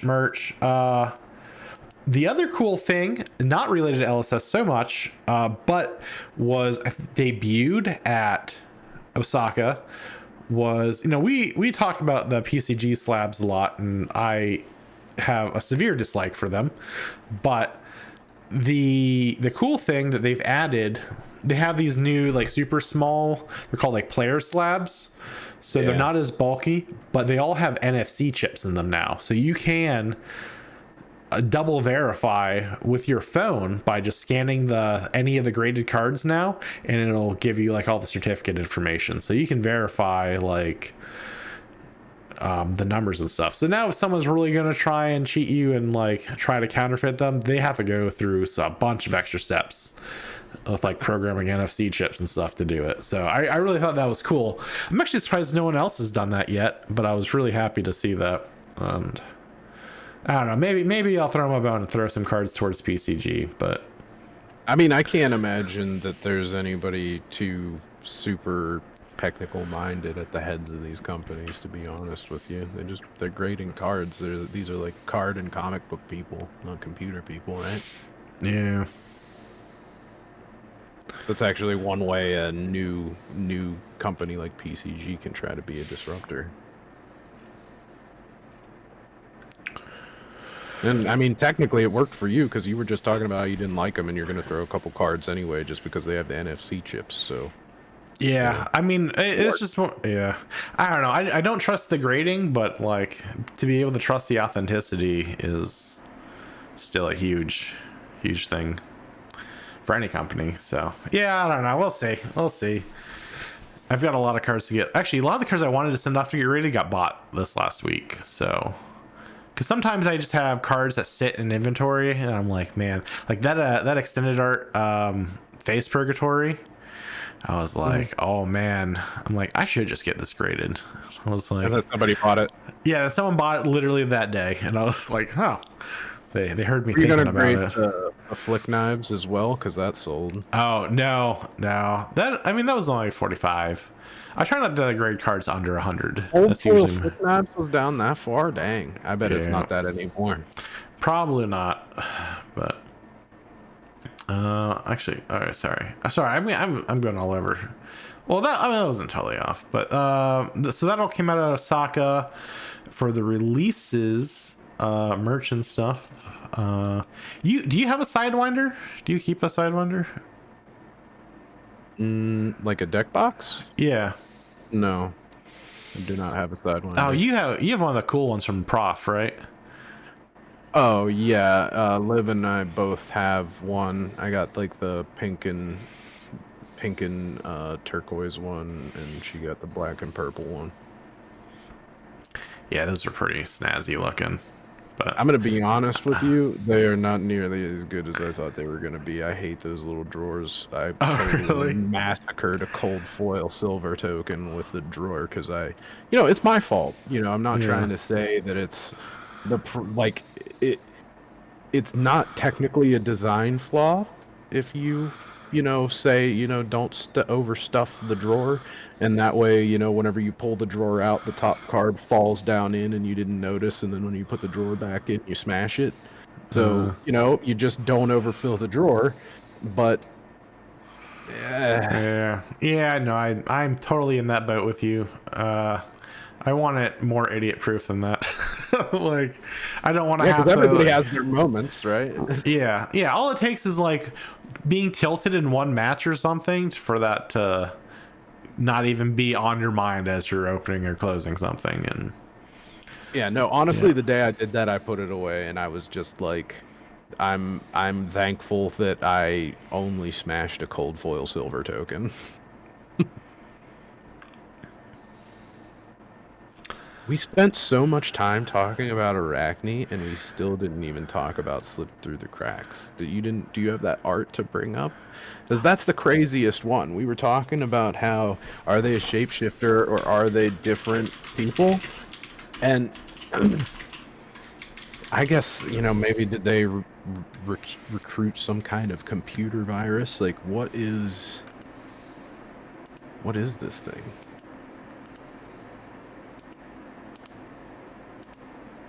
Let me pull it up.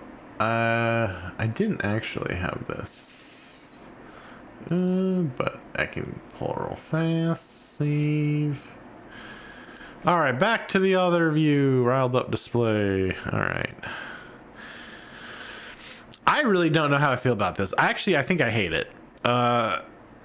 Let's pop this bad boy up here. Even though, I mean, I don't know, the mat isn't too bad. There is only one thing that I can think of as a criticism for it, and I really don't even want to say it because I still like it anyway, but I think that it looks too close to Kamigawa Neon Dynasty. And that's the first thing that pops in my head every single time I see this.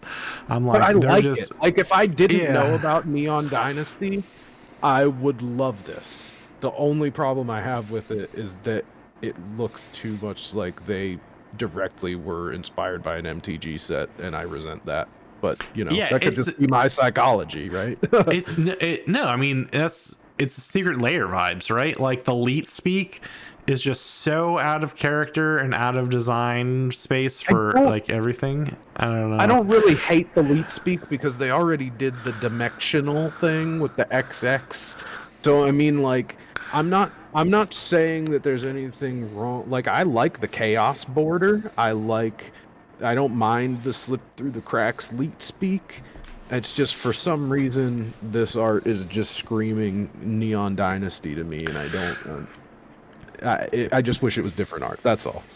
But it does totally show, like, this thing doesn't even have a body. It's like a head and arms. This is like a Star Fox final boss situation. What is happening? Well, it kind of reminds me of the trap, right?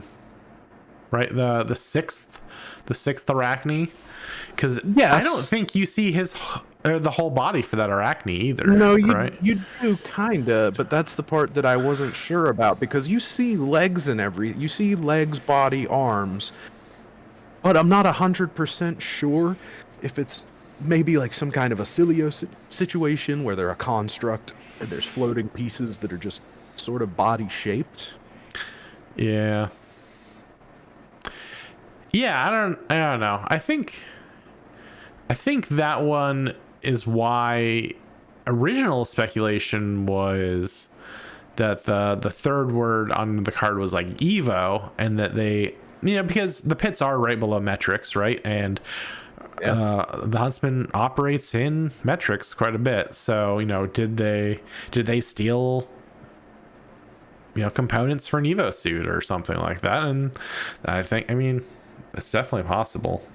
So I feel like they acknowledge they acknowledge an internet-like thing with dive-through data, and I think optical monocle or something. There or cognition nodes.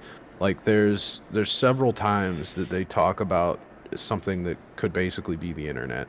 And we already have Teklevosin like communing with the shadow powers to try and make himself mecropotent.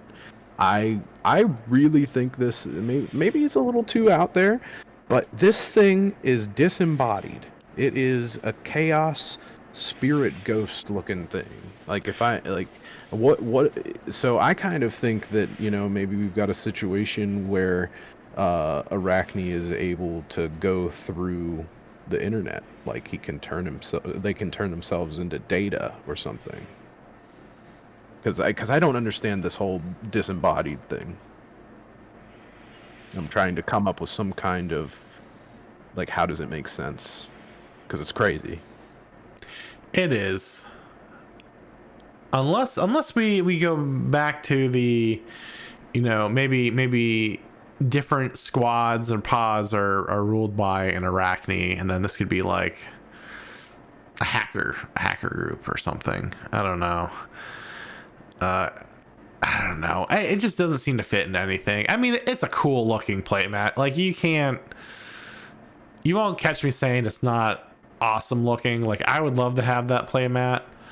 Yeah, me too. That's part of what makes me resentful of it, is that it looks great. I hate right. I like those colors.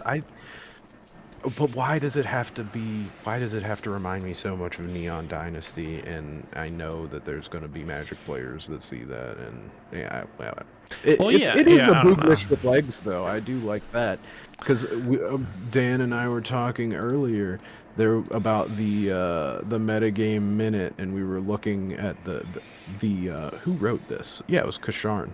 Purple Man, Take Me by the Hand. That's a nice Ween shout out right there from Ocean Man. Take Me by the Hand. So Kashar knows about Ween, or at least knows about SpongeBob, the very least. Yeah. Well, I mean, they're all very music people, and that's why I was thinking. I'm like, I bet you they listen. Like when we saw the heroes, right? We see Syndra. We say I should have gotten actually the art for the released heroes. I didn't do that, but when we see the art for Syndra in both young and adult form, and, you know, Fang in his Drakai of Blades form, and of course Arachne's always daggers, but like they must have been listening to Knife Party all day. Like nothing but a knife party. Everyone's got knives. You know, we were talking about flick knives. This is going hot. Knives Out's going hot. I don't know. I think it's a shame to have. They've got the Royal Draconic Warrior hero. Knives. Why? Why is he knives? Like Syndra, I can understand. Though we've been talking about this a lot. I really hope it's not knives. I think it will be knives because it's a ninja. Well, but okay, let's take a step back, because they have a history of doing this where heroes can have multiple weapon configurations. Like Bolton, if you were to draft Monarch or play Sealed Monarch, unless you actually pull a Majestic, you're going to have to use the axes, and that's 2 one-handed axes that he's using. But nowadays he pretty much only uses the like his saber Raiden. And I think that it's very possible that they made the sealed and draft to be centered around multiple weapons so that everybody's just on daggers, but then there could be a majestic or maybe a legendary hit that's a 2-handed sword that could be his thing. That could also, you know, his constructed deck will look like that and maybe not his sealed deck, but I can only hope, because I really want a badass katana. Yeah, well, that's why, you know, we look at young Syndra's art, and it's all of the red ribbons in the back with the blades at the end of them, like floating through the air. And that's why what was that thing you were telling me they were called? That's not kunai. The Kyoketsu Shogi was what I thought they were originally. Though I think they might just be rope darts. Now, like, rope darts also. Kyoketsu shogi are like that, but they usually have like a bit of a hook, but it's the same blade style, and there's usually like a ring on one side and a rope, right? And they fling it around, they can cut and you can pull, and it's great. But rope darts are more popular in Chinese culture. They were invented by a Chinese assassin way back in the day. And I think that's maybe more what they are. Like when you ever see anyone do like, it's like a blade and a rope, and they like swing the blade around, they like Yeah, that's like have the it go off thing their that elbows. Scorpion Yeah. did before he had the thing in his hands. Yeah, or whatever. specifically, yeah, he's got the rope dart. So I think that is all potential, especially because they came. I mean, Chinese assassin tools. Like, I mean, I know she's a ninja, but I mean that'd be cool. But I don't know, rope dart or even like a Kyoketsu shogi is just very specific, and I don't know if they'll go that specific for a weapon. It does seem like they're going for broader strokes, just to Well, they have open up the printed card a pool. scythe. You know, they put weapon type scythe, and they've got all kinds of, you know, weapon type claw or whatever it is from mandible claws. Like, I don't think that they have a problem with printing something that like isolates itself from the rest of the weapon pool. But I do hope that they just give Fang a sword, or you know, call it a an actual katana, so that you can't raise or reflex it or anything if that's what they're scared of. I don't know. Yeah, but I don't think they're gonna do it, and I think that has to come back to one of what we were talking about. The difference between part of the Misfail and Rosetta was that the power creep in Rosetta did more to lift up the cards prior, and as well as itself. And I think that's just kind of what they're going for here. I think. Well, yeah, That's, they already have plenty of draconic talents out there. I think we may have talked about this in a previous one, but Mistveil is so insular because they're the first mystic heroes, and they've got to spread that around and make that work. So, Uprising felt very insular. I mean, you can look at Uprising's prices. That box, nobody's buying that shit because you don't. I mean, until right now, when the prices start to go up, you know, because people actually want these cards because of new Draconic heroes coming out. Yeah, because I think the EV for Uprising last week was $167 a case. Like, I actually think Uprising. I think right now, if you could actually get an Uprising case, would probably be a decent time, because I would bet there's not right now. There's just enough information for people to be stupid with their money. So I think maybe. Well, I mean, that's why I've got my Knives Out, or my Knives Out stack. I think I got like 47 of them. At least, if that, not even counting the ones in this pile over here, I still have to finish inventorying. Like, yeah. Which is, yeah. So, I don't know. But I think that part of the missile didn't have to be so insular. Like, you didn't have to only print Mystic cards that only helped the Mystic stuff in that set. I think if they would have went more like assassin only cards, or like without, like, instead of being like just more Mystic assassin, if they would have had more just to try and defend it, because I think I understand why it is the way that it is that everything about that set cares about being blue, and I don't think that they wanted to give a lot of make blue cards good support to anyone but Mystic, because blue is traditionally, like, that's where your resources are.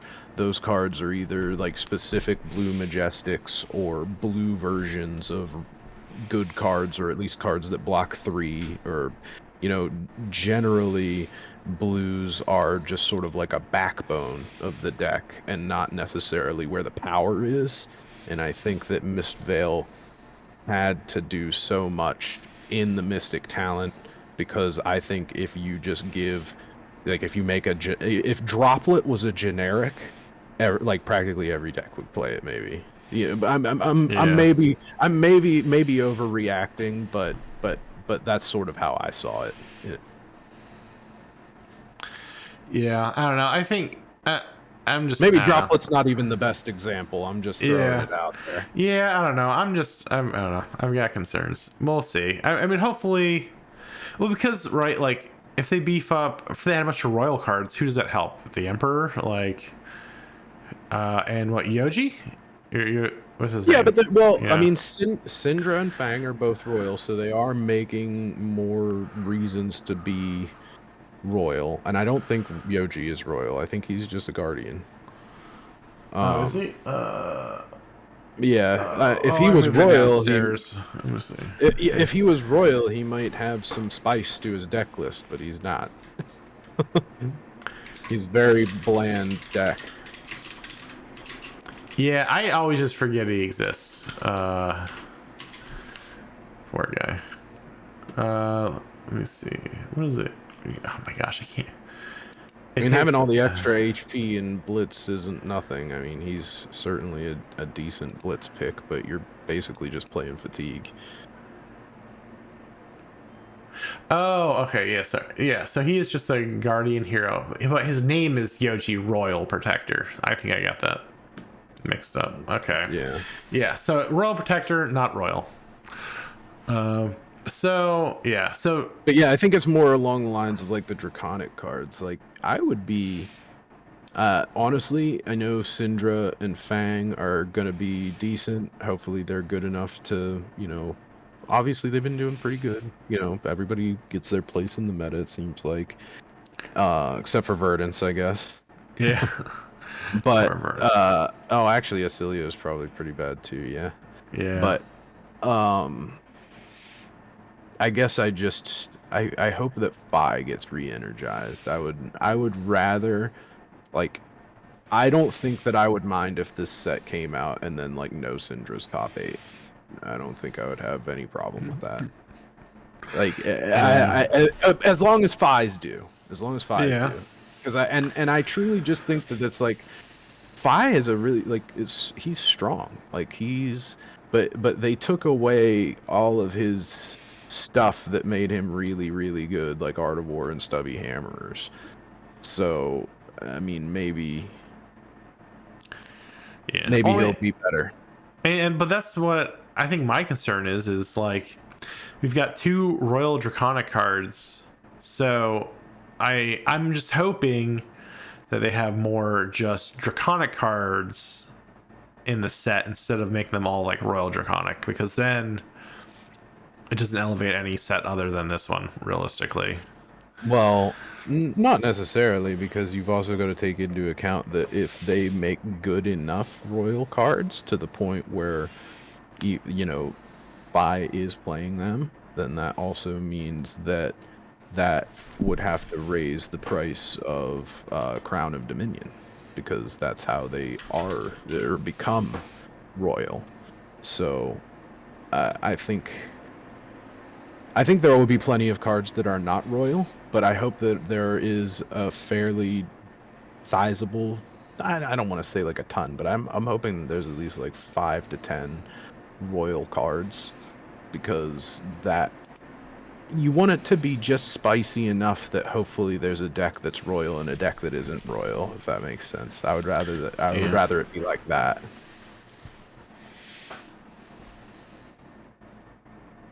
Yeah, that is true. Yeah, I don't know. We'll see. I don't know. I gotta say, outside of the fun that I'm having digging into the Arachne stuff, I just don't care about this set. I don't know. It's just not. It doesn't speak to me like Rosetta or part of the Misfail did. Like they were both. Even though you read so much about Arachne, you don't like Arachne? I mean, I like the lore about Arachne. I don't really care about how they play out. I don't know. If there's one thing I know, it's that a whole bunch of lore means that they're not relevant in the meta. That's just the more lore they have, the less powerful they are. Yeah. Yep. So, I don't know. I mean, they're definitely turning that around, but it's been kind of a crapshoot for them.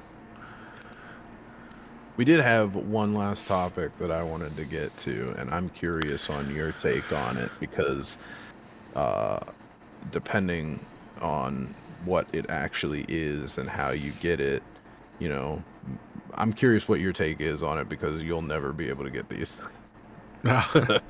The gem pack, which nobody knows what it is except that it says gem on it, and some people, were being silly and thinking that it might have, hard to find all in it or something. But that Yeah, would people were going real no. crazy but which doesn't make sense because in my mind, gem and fab doesn't mean fables. It means like gem stores, right? Like Yeah, gem, well, the program.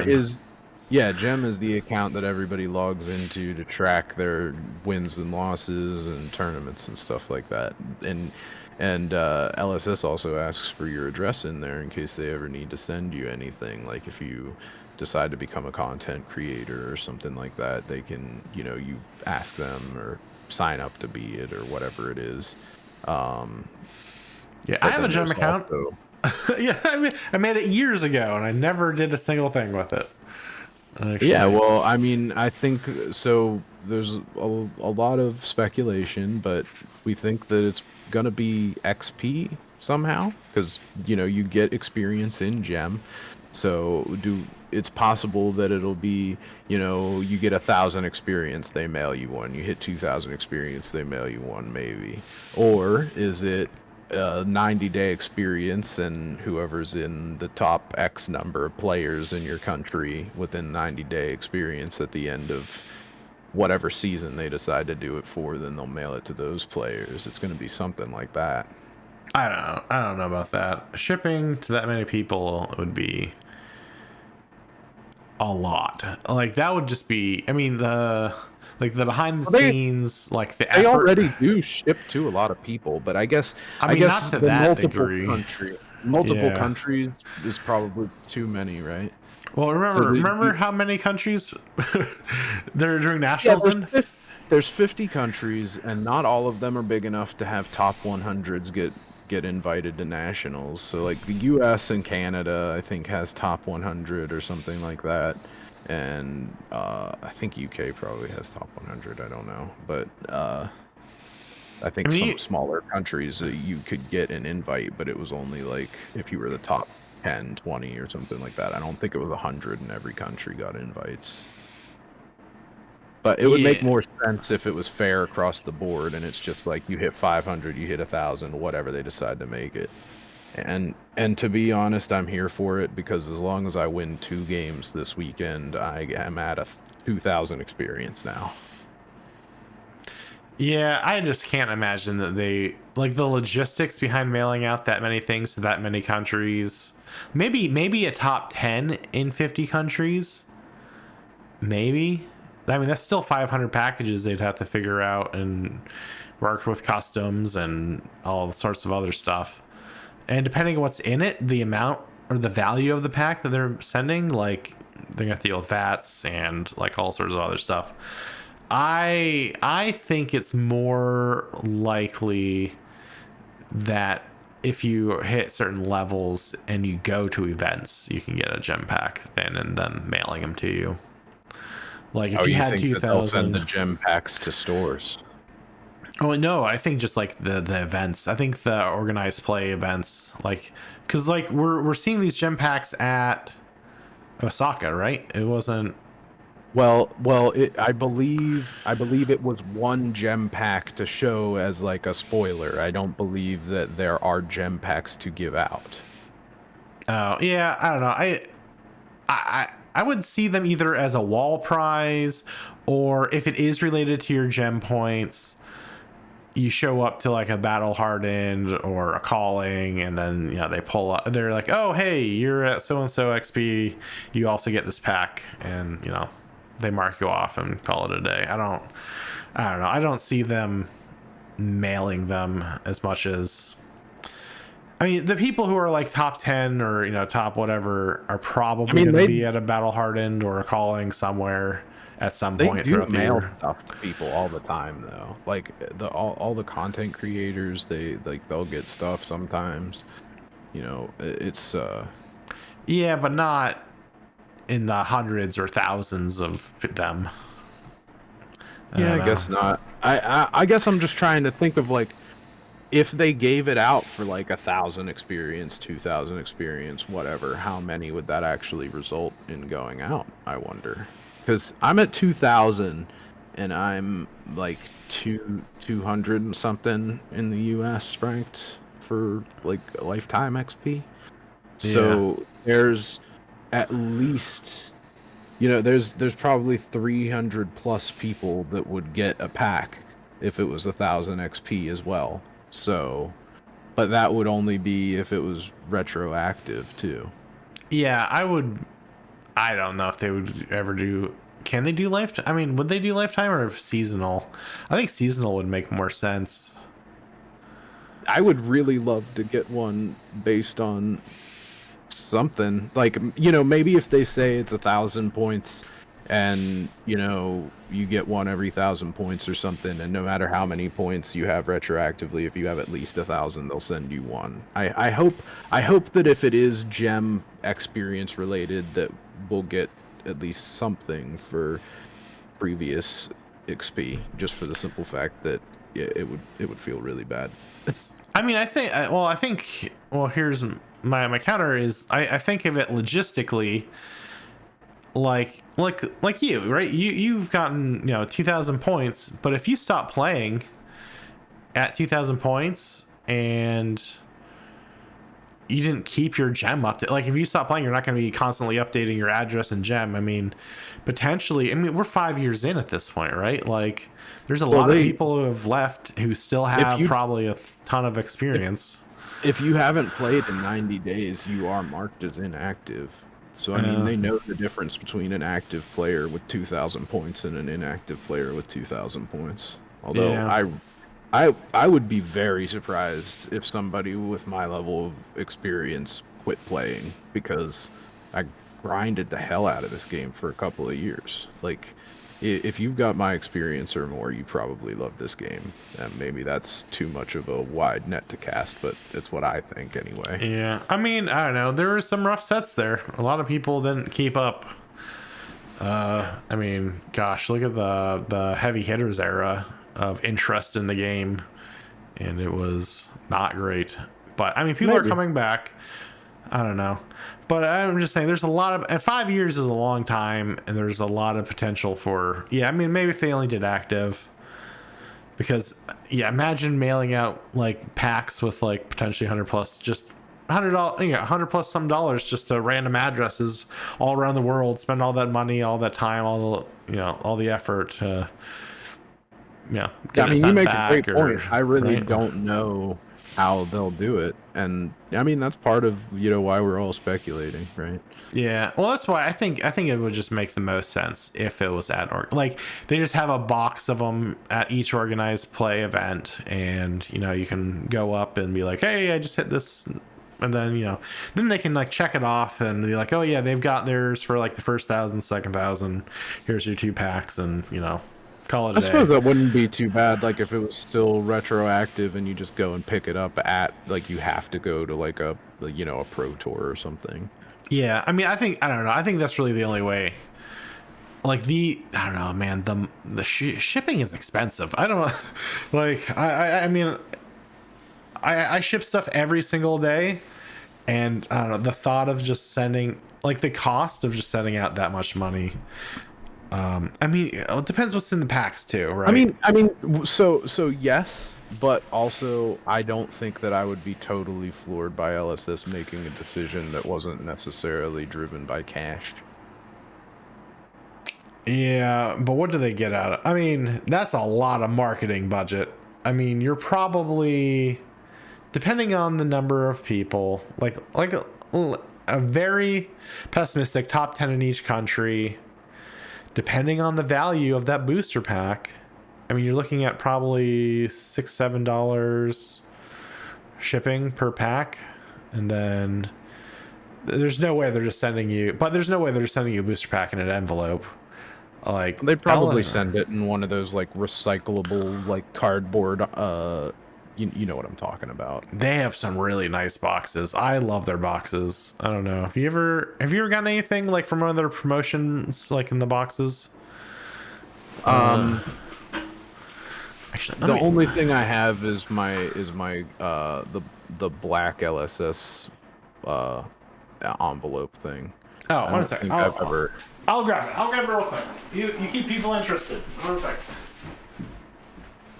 Well, you know, the gem pack may or may not be retroactive or but I still just really want one. So I guess I'm very biased that I have a bunch of XP and hope to get a free pack out of it. Oh yeah, I will. I'll do kickflip. Jump.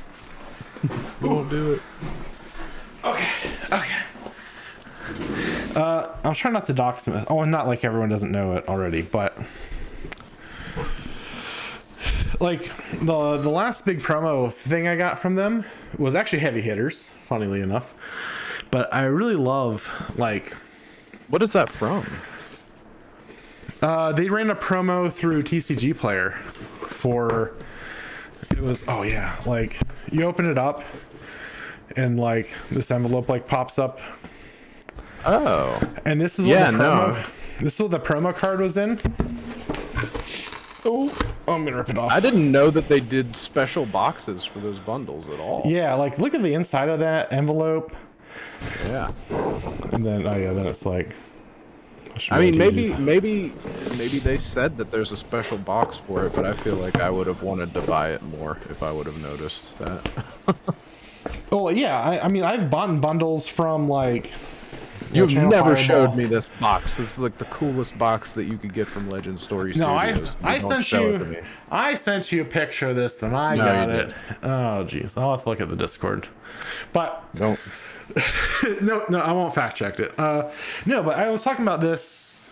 Actually, I don't know if it was a Riled Up. I talked about it a couple weeks ago on stream for something. But I really like the I think it was when we were talking about Dev Talk 9. Oh yeah, like the dragon and stuff. Like those designs show up. Oh yeah, because I have that playmat. Yeah. So there's the a rabbit. There's a rabbit on it. Yeah. No. Whenever I showed you my playmat, that would have been the appropriate time to send me a picture of this box. You failed me as a friend. Yeah. No, I really like that. But I just don't think, like, that's what I'm saying. Like, even like the cost to just send a booster pack in an envelope would be like $5-6 in your country. Internationally, 15-16 bucks. I think right? They probably have those gem packs getting delivered to each country, probably. Oh yeah, and then sent out through distributors. But yeah, I don't know. That's a lot of money. That's a ton of money. So I don't know. We'll see. Plus, you have to get insurance. Like if those packs are worth getting, or if they're even remotely close to like a judge pack, every one of those boxes is getting in like insurance and tracking. Yeah, I don't know what's gonna. Who knows what's gonna be in it? If they actually, man, I mean, it could be anything. Yeah.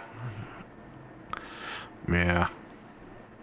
Or like level, I mean, even like levels to gem packs. I don't know if it's just gonna be one gem pack or like oh, this is like if they had like this is your 2000 XP pack, this is your 3000 XP, like, and they were like progressively better. That would be. I'm just trying to think of what hasn't been in judge packs that would be in a gem pack that we're gonna go ahead and assume is just an EA or a promo reprint. Yeah. Yeah, I don't know. But actually, like being able to reward... they're allowed to reprint promos whenever they want, so maybe the gem packs will have cold foil Art of Wars now that they're banned. that would hurt. I'd still take it.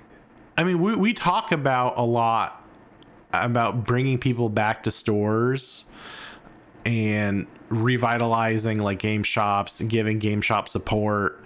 Well, speaking of that, I'm very excited to go and pick up my Ira at Armory this week.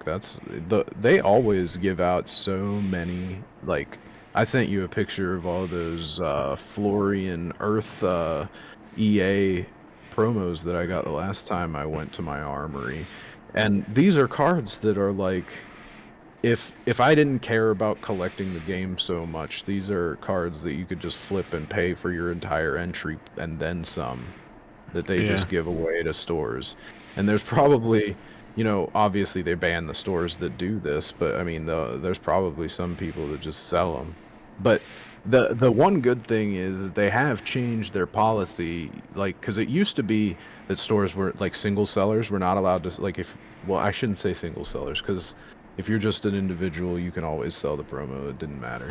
But if you are a store, you cannot sell those special promos for a certain time period. It used to be that you couldn't sell them ever. Like, if they caught you selling them, but, it didn't matter because you couldn't prove that you weren't just selling the ones that they gave you. But after a certain amount of time now, they allow the stores to sell them. So I suppose even if you were a local store that didn't really have enough foot traffic to give it all away, you just sort of squirrel it away, and then a year goes by and nobody, you didn't use all your promos, now they're okay to sell. Yeah, actually, I have a little collection of the boxes that promos show up for at stores, because this is crazy, but people don't like Life of the Party as much as me.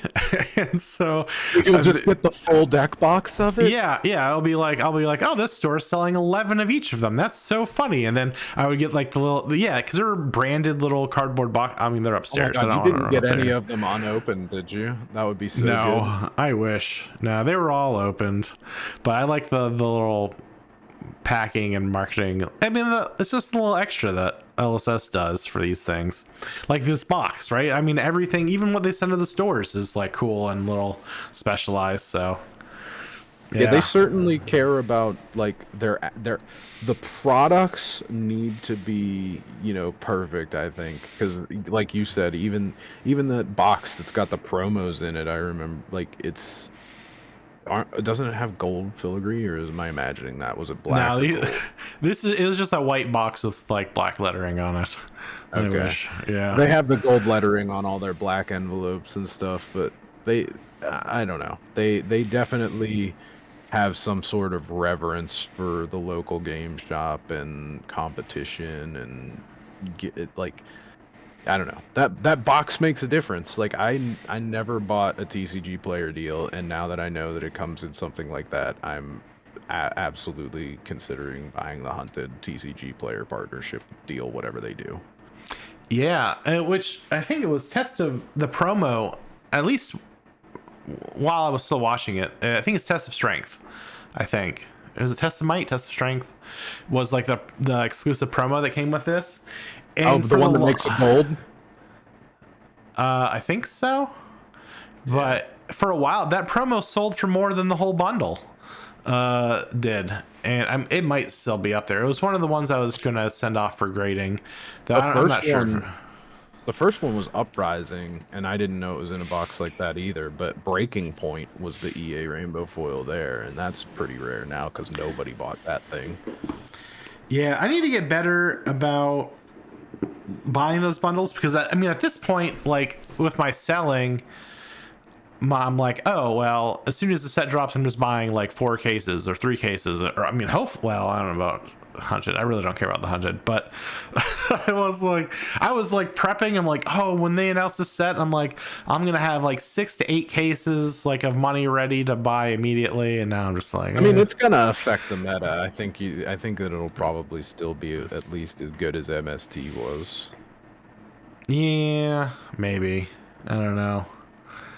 I'm not going to count them out from being on a hot streak until it's proven, because they are on a hot streak. So they are. But yeah, I don't know. This one is concerning to me, I think. It has a little bit of things that I don't like, but I'm willing to look past them. Yeah, we won't really know till Prague, I think, which is like the official world premiere, January 17th. Which is, I mean, I like how they did the world premiere for Rosetta, where they had like the winner of the event come up to the announcer booth, and he watched it and then was like giving notes like throughout it, like, oh, that card's gonna suck, or this card's great. Like he was completely straight, like he didn't hold any punches. It was funny. He was the one who did the Zephyr Needles, the Zen. I'll never forget. Yeah, I'll never forget him. That was Lucas, right? I think so. No? Yeah. Well, I'll forget his name, but I won't forget the person. It will be. I'm like, yeah, Zephyr Needles Zen, giving like straight like, oh yeah, this card's garbage. This card's garbage. This will be good. Can't wait for that card. But I hope they do that again, because that really stood out. I mean, that just shows how much LSS cares about like the actual players, the competitive people who show up. I really enjoyed that. So here's hoping they do that in Prague in January, which is actually right before. I don't remember if the world premiere was so close to the pre-release with Rosetta. I don't think it was, but it's only set. It's the world premiere is the week before pre-release this time around. That's how it was. That's how it was for Rosetta as well. It was only 1 week between the two. I think.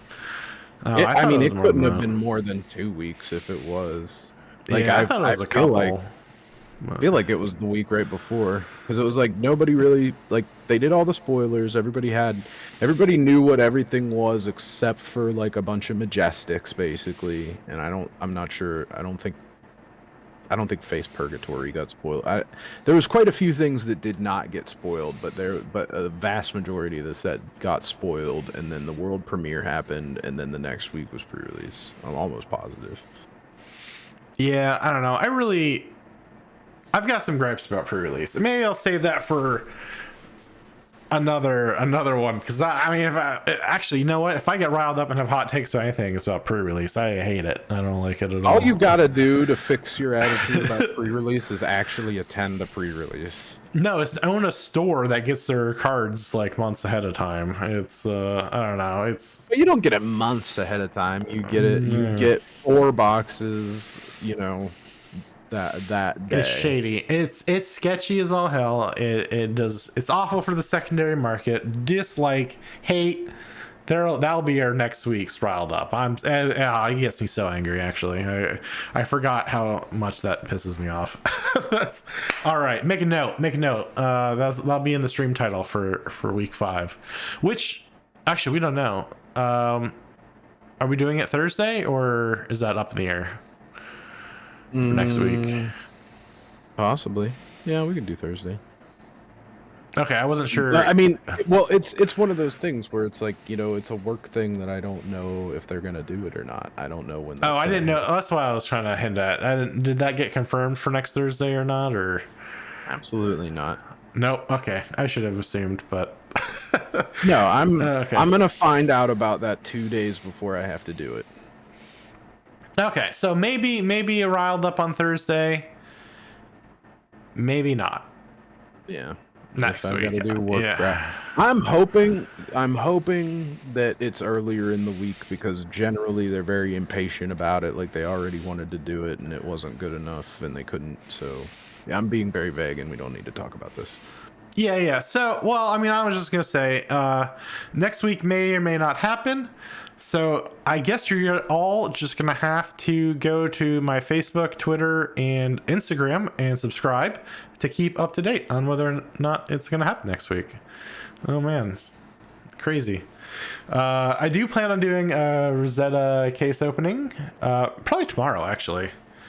I think. Well, give me something to watch. Yeah, it might not be till I was planning to do it after I have a work thing in the morning, and then I was hoping to do the case opening in the afternoon, but I gotta go help my grandma fix her internet, so it'll probably be another evening opening. But I ordered another case, so I've got a case on the way, which is actually just right up over the border, so it might show up next week.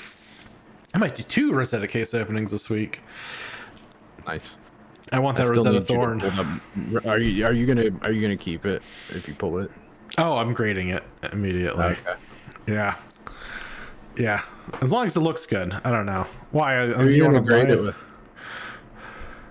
Who are you gonna grade it with? Yeah, Oh, if you get it. definitely. Um, uh, Wait, who do I normally send it to? PSA. Oh, Yeah, okay. I wasn't sure if you were gonna do BGS or PCG. PCG. No, no, no. If I'm going PCG, it's gonna be on some lower value. Yeah.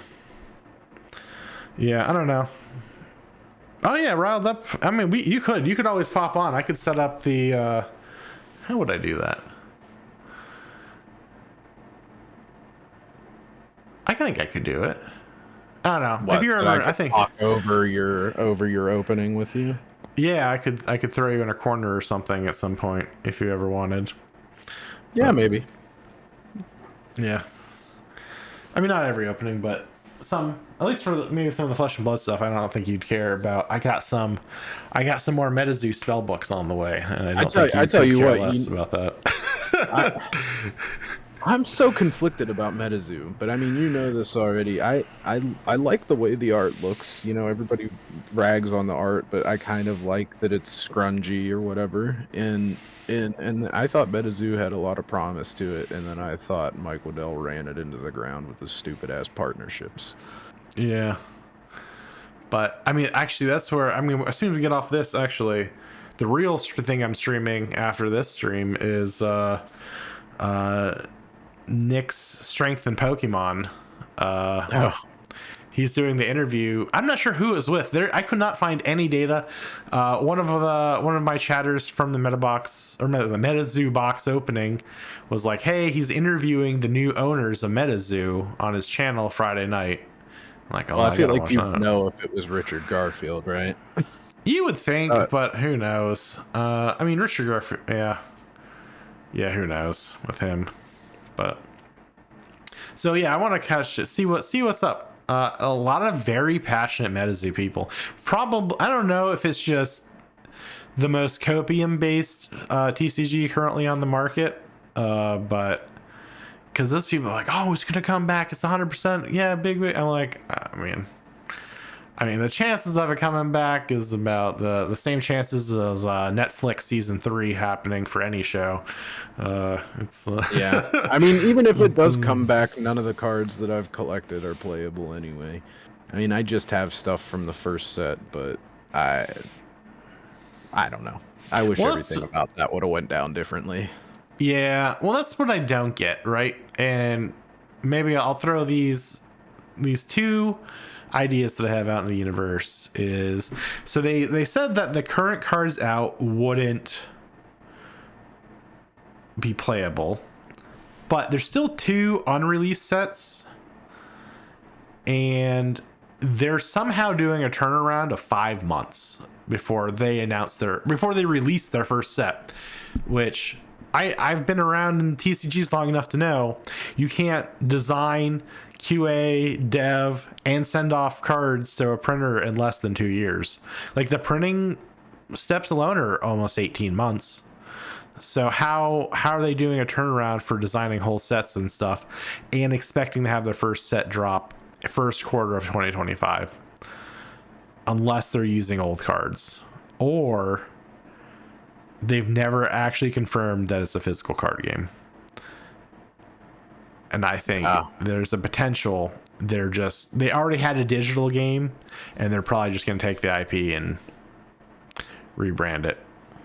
Oh, that's like my other. Yeah, they just take all the art. Yeah. Yep. That's my second thought. I think that's the only 2 ways that they can pull off a complete buy of a brand new game, develop an entire set that's going to be playable and good, and have it come out. But even then, like, yeah, it's just impossible. It's impossible for them to do that. There's just not enough time. 5 months is not enough time for it. Yeah. But anyways, that was another tangent unrelated to. I mean, it's not like I'm hoping for them to fail. I hope that it works so that the people that like MetaZoo can still enjoy it, and that would be cool. But yeah, meh. I mean, I got my big Bigfoot pull, hollow Bigfoot. I was really excited. I got my pack of or my booster box of Wilderness. Well, I mean, as you know, I've only opened up 2 boxes of the first edition Cryptid Nation, but my luck is amazing, so I pulled the full hollow Mothman anyway. Yeah. Oh man, I'd like a Mothman. That was what I think I was talking about in my opening for it. Was like, I want Bigfoot because, well, around here the Allegheny Forest is Bigfoot country.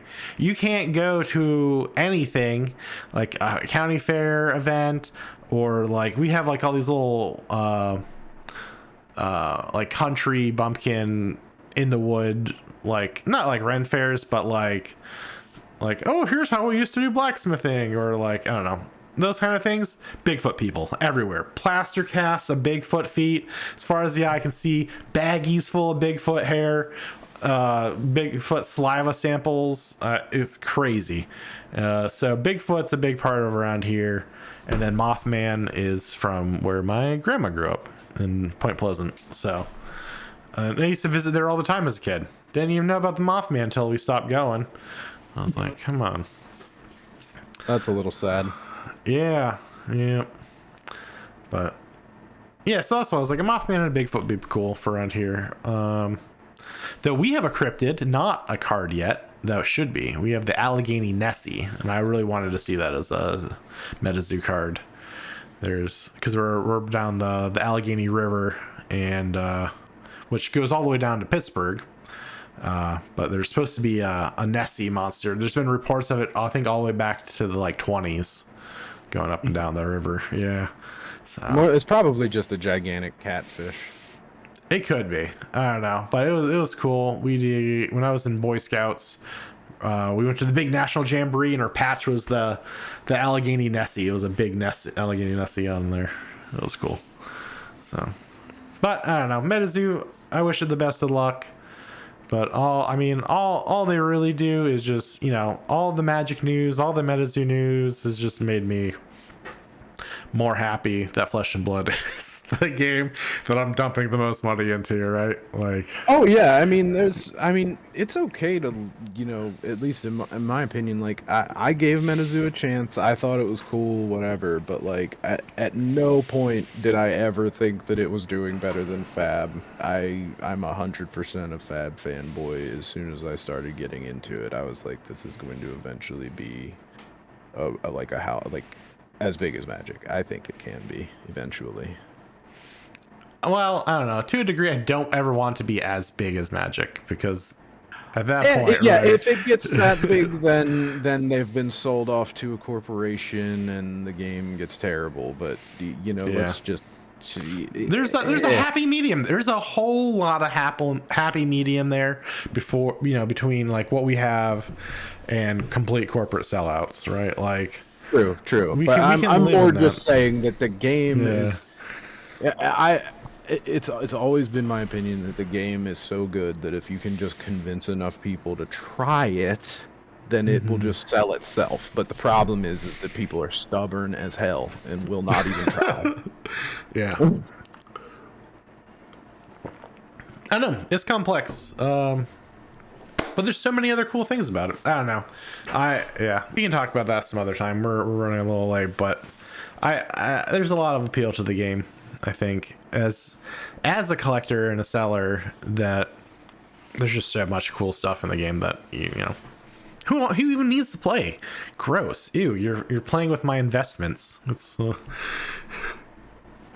yeah. Oh, well. We're already over time and you're trying to rile me. I'm not gonna fall for it. All right. Well, yeah, I think we'll call it here. Thank you all for tuning in. We should maybe be here next week. Check the socials. I'll have a schedule posted with maybe Thursday. It will be Thursday. I'm going to take my parents out to a concert on Friday. I bought those concert tickets, I think, like 10 months ago, so I totally almost forgot about it coming up. But yeah, openings next week. Probably no mail call. Maybe a sort. Actually, know what I was thinking? I was thinking of finally maybe doing a stream about the ladies.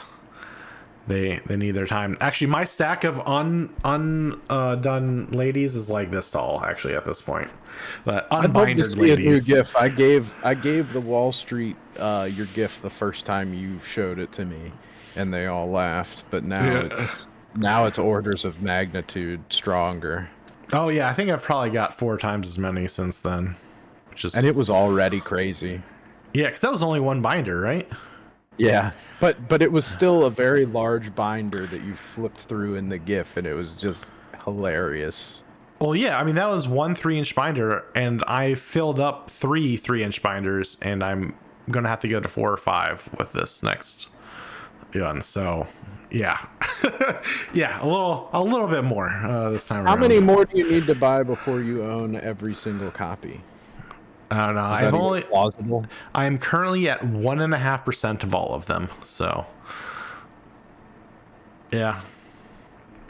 It didn't really take you that long either.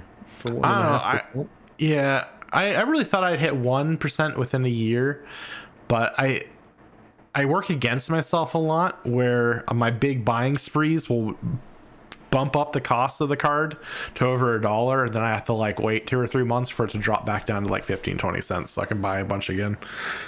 You gotta let it cool off. Yeah, they're catching on. They know I want this too bad. They do. Card Trader is really bad about it. Though every once in a while, like I picked up 120 off of a guy the other day, so that was nice. Oh well. All right, we're wrapping it up. We'll have a schedule out this weekend.